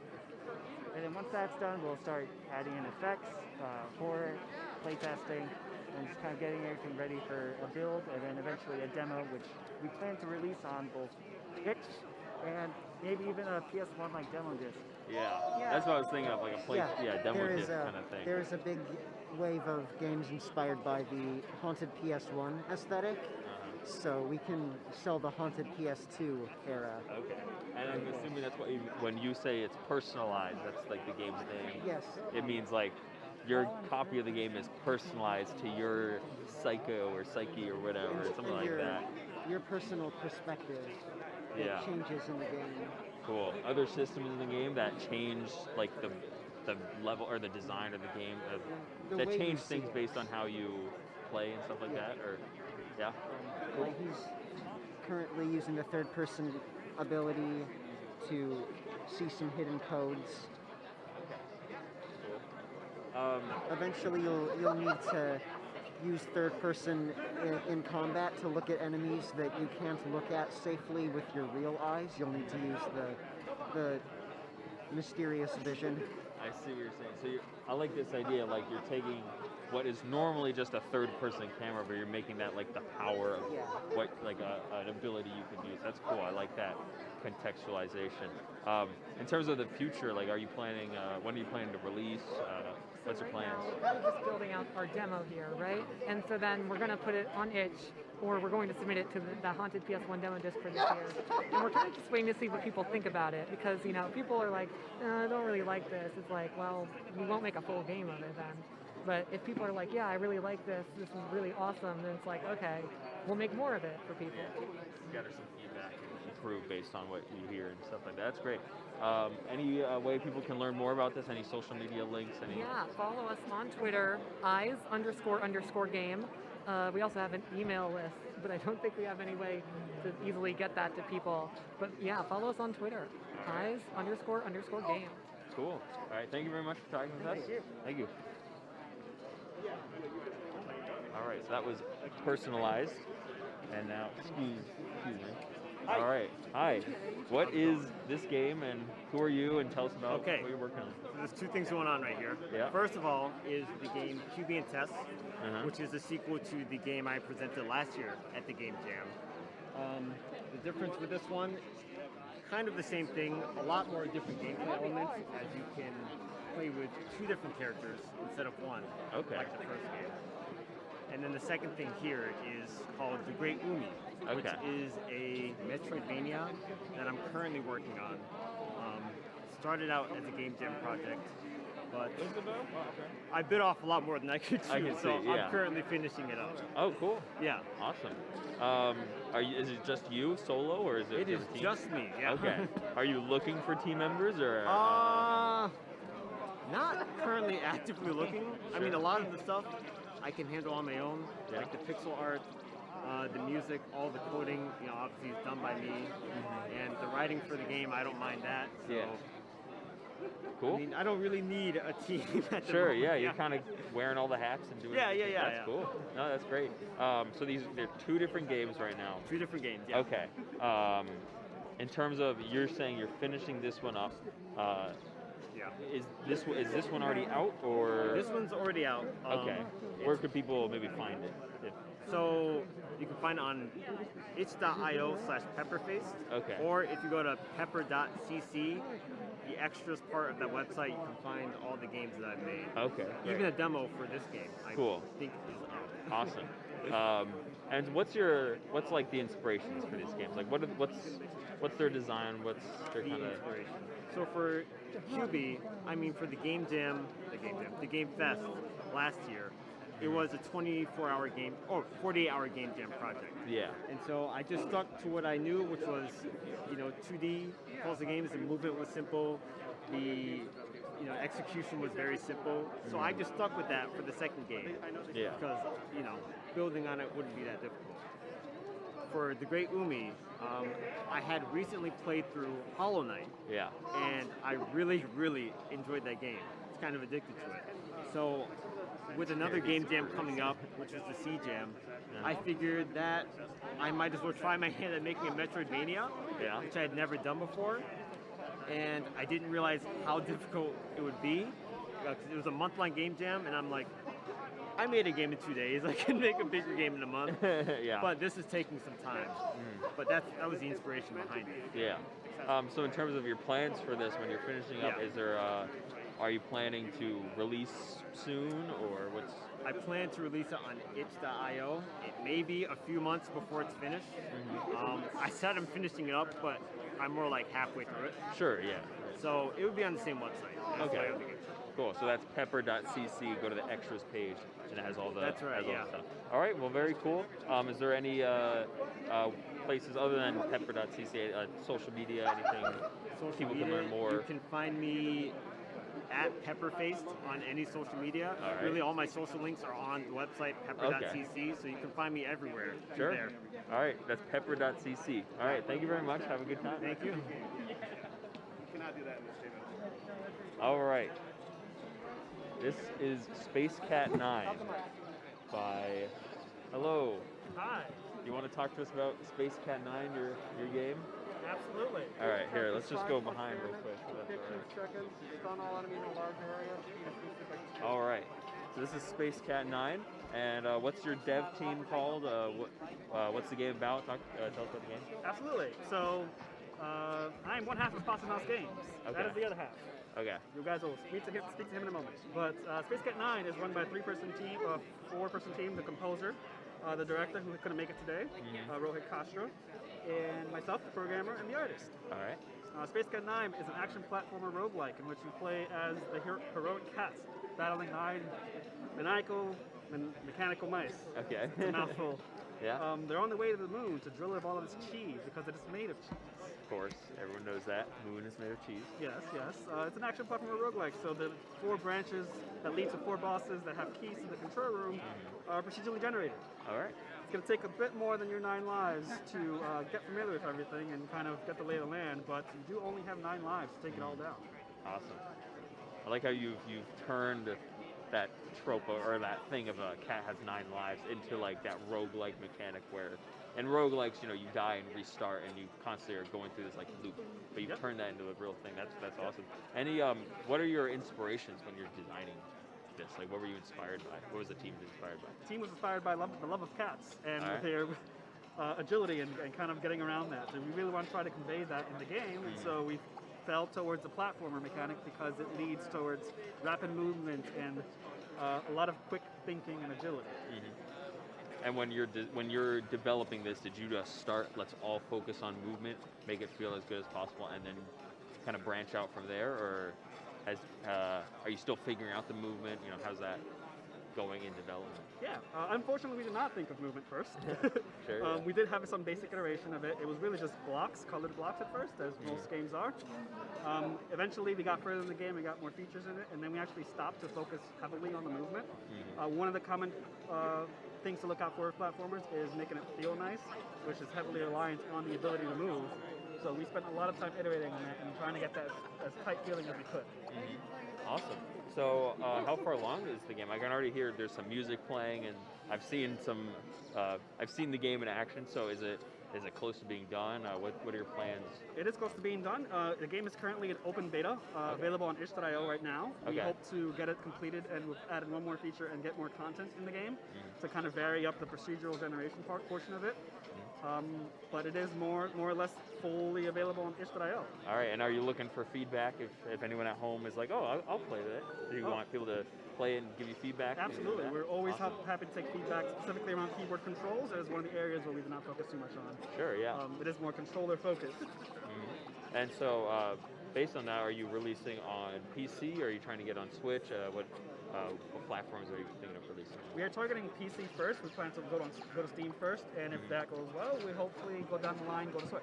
All right, so Steam first, and then possibly Switch later. Great. Yep. And any social media links, any place where people can learn more about the game? Absolutely.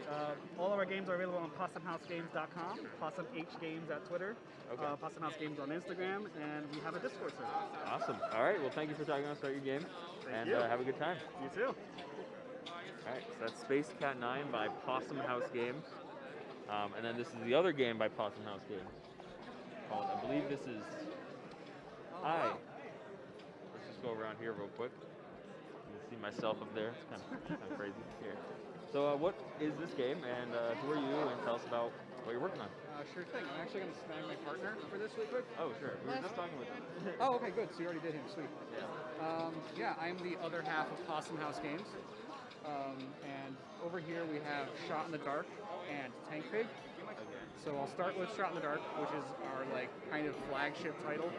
It was actually made in large part, actually Magic here at RIT. I got accepted into the Magic Incubator program, and they provided funding and resources and access to staff. Because I'm just a hobbyist indie, so I was able to make this here with the help of Magic. But yeah, Shot in the Dark is a 2D platformer and a point-and-click shooter. So kind of think like Duck Hunt plus Mario. So where you click is where you shoot, and then another big part of that is the art style, which is like the black, white, and red. And in the next level, you'll see that like a lot of the enemies blend into the background. So that's where things get really hairy. And it's just all about creating these really tense situations. Because on top of that, when you're aiming, you can't move. When you're reloading, it's one bullet at a time and you can't move. So it's always about making these really tense micro decisions. Do you play defensively and avoid stuff, or are you like try to like take out your targets that you can't see most of the time? Oh, that's great. So it's a lot about kind of, yeah, like you said, those micro decisions, quick thinking. Yep. Yeah. That sounds really fun. Yeah. What about the other game here that you have? So this is Tank Pig, which is our current prototype. It is essentially a love letter to like Metal Slug and Blaster Master, and you kind of like simultaneously control like this Tank Pig character and her pilot, and you can like jump in and out like kind of a la Metal Slug, and like either play as a pilot or a Tank Pig. But either way, you still have control over Tank Pig's arsenal. So while you're as the pilot, you can like guide the rockets to like solve puzzles and like get rid of obstacles for you. And it's using both characters in tandem to solve problems, while also being a bit of just like blow stuff up and have fun. Puzzle and action. Exactly. Awesome. I can see definitely you're inspired by Metal Slug and games Yeah. like that. I can definitely see that. Near and dear to my heart. Yeah. I really like the characters in that game. That's cool. So, in terms of, Possum House Games, is it just you two? It's 4 people, or so what's the team like? Lester and I are like the core like devs. Like I handle the art and a lot of the design. Lester makes it work under the hood and like does a lot of the project management. But we also like work with like contractors occasionally to either sometimes help with art or like help with some like business stuff. So it's us two with like a small orbit of people that we've worked with like regularly to help out. Yeah. So in terms of like the release of these games in the future, what are you planning? Is this one already out, or? Yeah, Shot in the Dark actually launched last year. It's available on Steam and itch.io. It's like 90 levels of sadism, and it's like 2 to like 4 hours like long gameplay, depending on how fast you get through it. But Tank Pig is like very much in like prototype, or like that's where we're at right now. Still playing with mechanics. So this is gonna be a little while. Interesting. So. Yeah, thank you. But yeah, that's kind of where we're at. And then, as I'm sure Lester mentioned, Space Cat 9 is in open beta, and you can go play that for free today. Yeah. Yeah. All right. So yeah, Shot in the Dark. It's out now already on Steam and itch.io. And then was it Tank Pig? Tank Pig. Yep. Tank Pig. Yep. Okay. So Tank Pig. All right. Cool. Yeah. I get it now. I get Metal Slug Tank. Okay. Yeah. Wearing it just on my sleeve. Yeah. Awesome. Awesome. So that's Possum House Games, and that's possumhousegames.com, correct? Yep. And Possum H Games on Twitter. Yep. Awesome. All right. Well, thank you very much for showing us your games. Yeah. And have a good night or a You good too. time or whatever. Awesome. Hello. Hello. What? So this is. Sorry. Oh, I'll no, you're good. You're good. Throw this down. You think so? So this is Loop Thesis. Loop Thesis. All right. It is a time-traveling puzzle game about exploring spaces and about finding new things and like learning things basically about the world. Cool. The premise of the game is that you are in a time loop. Whenever you die, you go back in time to the start of the level that you're currently in. However, your memory exists outside of time. So if you do something like you pick up a password and you die, you remember that password in your next loop. Yeah. And what you start to find out is that there are other parts of the world that can work the same way. So, okay, your memory can be outside of time, so can a switch, so can a door, and other people can be outside of time. So the game runs this full simulation of time in the back end just constantly. And out of this game, or out of this simulation, come these sort of mechanics that start to interact with each other in interesting ways. And it starts to kind of spiral up in complexity. And the full game is meant to feel like you're kind of being dropped into this universe that's almost like a puzzle box, and you're kind of taking it apart and figuring out like, oh, this screw goes here or whatever. and as you kind of dig deeper and deeper and deeper and deeper into these mechanics, you can then go in different directions and sort of find different parts of the world, and you get this deeper understanding of what's happening, and then you can kind of talk to people in the world and stuff like that. Awesome, cool. Yeah. What were your inspirations when you're designing a game like this? So it's meant to it's meant to sort of capture the feeling of discovery. So there's a lot of game inspirations. Whenever anyone gets excited about this, I always point them towards Bob Is You, which has a lot of strong similarities of having these very consistent mechanics where you learn rules and you can apply those rules even in ways that maybe the designer didn't think about. But there's also these very like real world inspirations of the game is meant to feel like you're picking up a new skill. Like it's meant to feel. So I think through like what it's like to start programming in a new language or learning to play piano or like anything, and there are these moments there where things like click for you, and a lot of the game is about trying to capture that. So I think through like times when I've had those moments of like when something clicks, and maybe you've done something a whole bunch of times.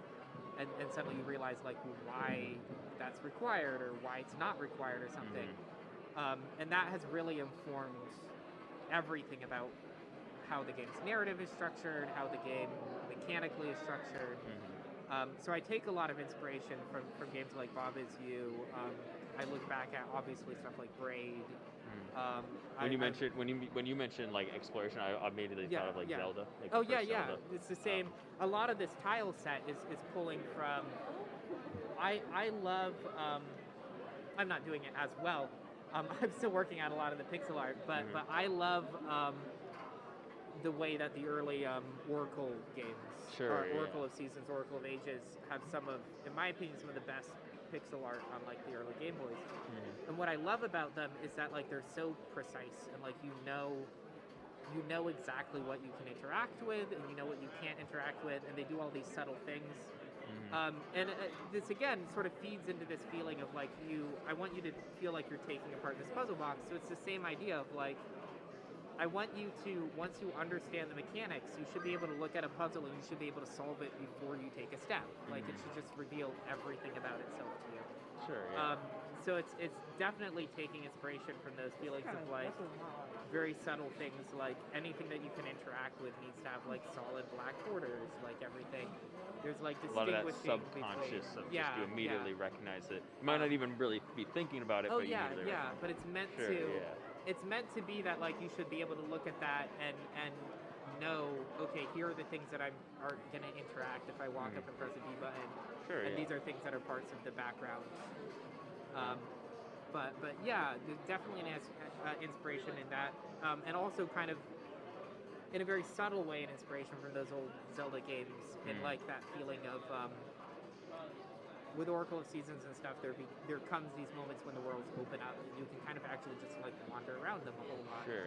And it's that same kind of feeling of, I mean, obviously those games have more kind of a Western story structure of like rising action, climax, or whatever.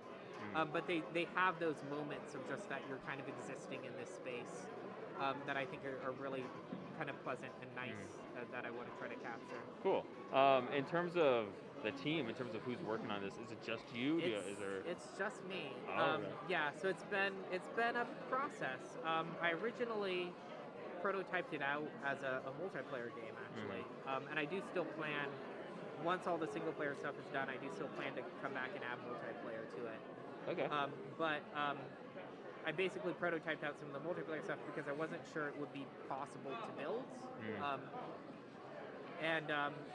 Then I sat down and messed around with it, and I sort of realized, like, oh, this is indecipherable. This is like, it gets really, really weird with two people because they can go out of sync. So like, you can be looking over at someone who's pressing buttons, and their character is moving like a half a second later on the screen, and that sort of pushed back to. That sort of pushed me into saying I need to build out single player content for this, which then morphed into everything else. All right, cool. but I hear some music. Are you making the music, or is that so this temporary? is by or? a composer called Rocco W. Okay, cool. It's a GPL, or not GPL, it's Creative Commons licensed music that he does. And I contacted him and asked him for use in the demo, and he was very, very gracious to allow me. But Awesome. definitely check out his music if you like that. I am planning to also do a lot of composition for this, but it's not way in far yet. off. Yeah, in the future. it's all of his stuff. Speaking of the future, Yeah. so you're gonna try to get. Is this? Are you trying to just get more levels in? Or is there a whole narrative you want to finish? It's been. When are you planning to release things like that? Yeah. It's been a huge process of both core engine work because of this sort of focus on consistency. There's been a huge amount of just programming work around building this engine that works. Yeah. And a huge amount of like subtle design work of like figuring out narrative changes and Sure. like what the deal of the game is. I'm at the point now where a lot of that stuff is nailed down, and I kind of just need to do all of it. So I don't have a timeline right now necessarily, but it's shifted out of the mode where I'm exploring things into where it's like, no, build them. Like they're much more concrete. So probably in terms of release, pretty far off, I'd say. I would guess. I'm setting a goal to try and have something out in a year. As possibly in early access. I have no idea if I'm going to meet that goal or not. Sure. It's very aggressive in some ways, but it is definitely at a place now where even some of the stuff that I'm not showing about narrative and stuff, it's been this huge process of figuring out when you're in a game that doesn't have a strict progression system and you can kind of just go off and do anything in any order, like how do you build a narrative for that? But like all of those have kind of been ironed out. So it is very much in the phrase now, just like there's a giant to-do list and I need to go through the to-do list. Yeah. Well, in interest of time, I mean, no pun intended, we do have to move on. But thank you so much for sharing your game. Thank you so much for stopping by. Really quickly, is there any place, any links, social medias that people can find, learn more, things like that? Everything is at loopthesis.com. So it's LOOP-THESIS.com, and that has links to everything. Thank you very much. Loopthesis.com. Thanks so much for stopping by. Have a good time. Hello. What is your game and who are you? Tell us about yourself. Yep. Do you want to come over there? Is this fine. This work? All right. I'm Jessica with Pencil First Games. Okay. I'm the sales and operations manager, so a little bit different role. Sure, yeah. But this is Skull Hollow, which is our two-player asymmetric game. Okay. One player is going to be the Foxen, who has all these pieces and fox that are going to go out on the board. The other player is going to be this giant guardian. We've got all different ones. Have these giant meeples, or I don't even know if they're called meeples because they're bigger than usual. But they're going to be fighting. If you know Shadow of the Colossus, this is sort of based on that. That was kind of part of the inspiration. Like if the fox gets into the same space as that guardian, they can actually leap and get up on that board. So it's a dual board type of situation. You got the world board plus the guardian board. And every guardian has a unique win condition, a unique set of abilities, so plays differently every time. And that's kind of it in a nutshell. There's more to it, but that's the quick rundown. Mall Peak is the standalone sequel that's coming to Kickstarter next month. That one adds all new guardians, bears this time, and it also has a mode. So right now it's a 2-player game. That changes it, so there's a 3 to 4 player game with a giant battle that's going on. 2 guardians, bears, foxen, everything. Awesome. Cool. What about what are these other games? Yep, we do a bunch of other ones. So this is sort of like the fighting style adventure sort of game, and then we do on the other side. These are very relaxing nature-based games, completely different. Sure, yeah. A lot of people know us for Herbaceous. It's a lot of set collection with flowers and herbs and walking through gardens and nature. So that's everything over there, kind of. We do a lot. So how are these games? How are they designed? Or are people pitching to you, or? We kind of have, so we sort of work with a lot of designers that we worked with before. A lot of the nature games, or Steve Finn, he kind of does a lot of the original design. This is by Keith Mateka, and then we kind of develop from there, do a bunch of play testing internally, and just making sure that it works. Very cool, yeah. Yeah, well, I mean, I love the art and everything. It looks really cool. I like this idea of like climbing the monster, but it's a board. That's Yes, really cool. yep. So does each individual Colossus or whatever you want to call them, is each one their own board? They all have individual boards? I have Oh, yeah. hiding away. There's all, depending on which guardian you're very, playing very with, they all kind of have those. Again, they have different abilities too, so they all, it's a very different game depending on, which guardian you're playing. Also, the Foxen themselves have different leaders, so there's a different ability that you can choose, so those play differently. All different types of combinations. Lots of fun. Very cool. Yeah, it looks like a lot of fun. I don't play as many tabletop games, but this looks like I'd enjoy it. This looks fun. It's a little bit, whenever you talk with video game people, if I say Shadow of the Colossus, that kind of They brings get it, yeah. some people in like, oh yeah, I remember that one. So that's usually where I start with that. Yeah. So is this sequel, is this out already, or is it? It's going to go to Kickstarter next month. Okay, so you did say that, yeah. Probably next year, but everything else is available now. Awesome. Very, very cool.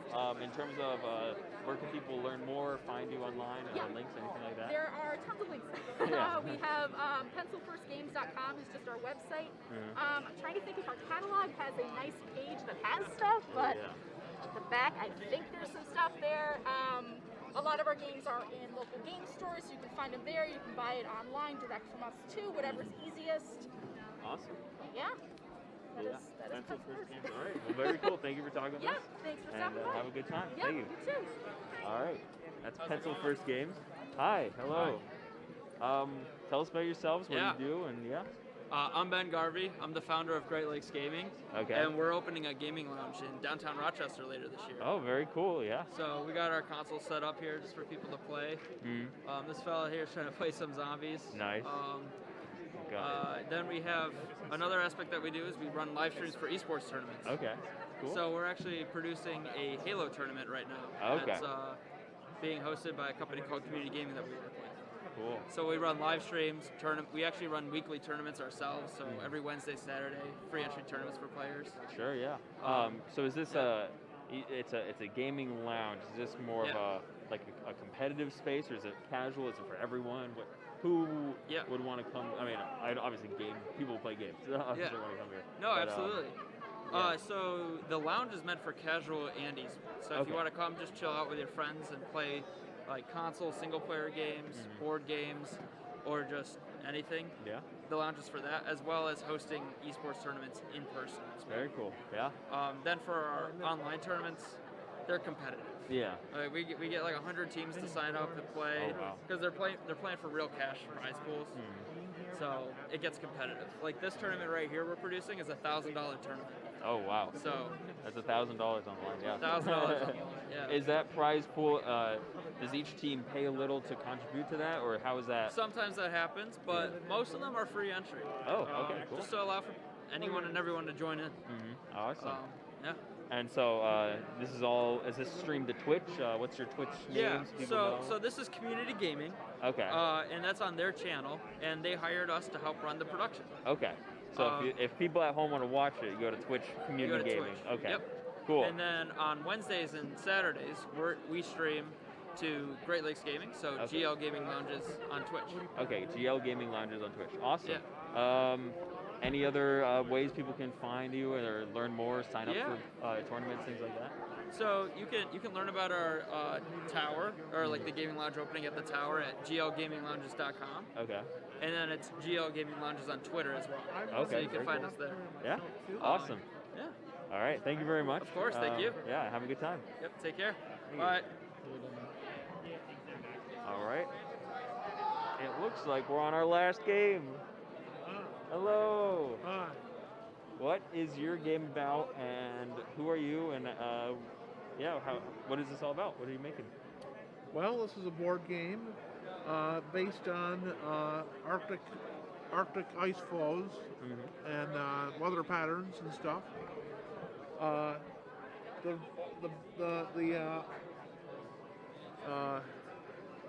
The object of the game is to get across the board, and it's for 2 to 4 players.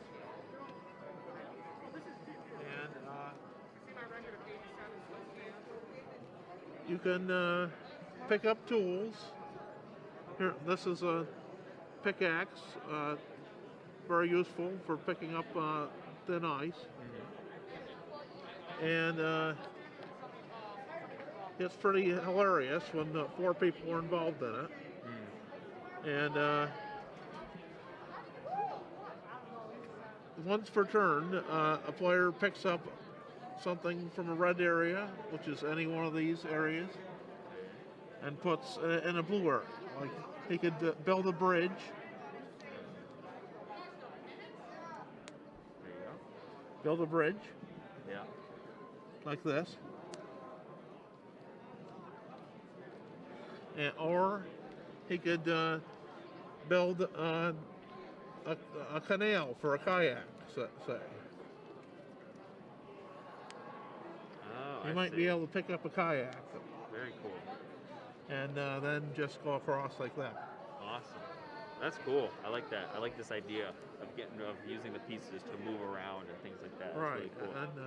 And when you're making this, what are you inspired by? Like, what, any other games you looked at for inspiration? Mexican train dominoes. Okay. I saw the Mexican train dominoes, and I saw a nice field of ice falls. You know. Yeah. And also Chinese checkers. Oh yeah. Yeah, You know, I can see that. You know, because you're starting in one area, and the other guy is trying to get you to go where you are, and you're trying to get where he is. So, trying to get across the board. Yeah. Nice. Is this only for 4 players, or can you play this with 2 players? Or It can be played 2 players, 3 players, or 4 players. all right, cool. Is this something? Is this currently just a prototype, or is this something people can buy? Or It's mostly just a prototype. okay.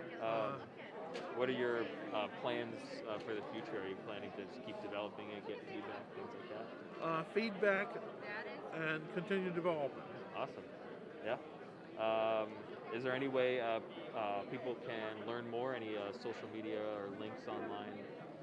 Any websites you have? If not, YouTube. Okay. I have a location on YouTube that I'm using. I have a tutorial. And there's a Facebook page called Cold Quest, the board game. Okay. Very cool. So yeah, that's and I also Facebook, have right. a Maker Faire website. Okay. Yeah. Cool. Awesome. Well, this looks really fun. Yeah, this looks like I can see this. I can see the vision you're thinking of. Well, thank you for showing us your game. And Yeah. yeah. There's Anything else? also more ideas from Cold Quest. Okay. I have a couple more ideas. Sure. Yeah. You can see the art. Did you draw all this art, or is this? Yes. Awesome. That's great. I like it. I like the cartoony kind of style. It's good. Okay, well, thanks for having me on here. All right. Yeah. Thank you for showing us, and have a good time. You too. All right. I think that's our last game. I don't know. Is that it? Is that really it? All right. Well, thank you for watching. Yeah. This has been Rock Game Fest. 30 or more games being shown. See you next year, I guess. Adios.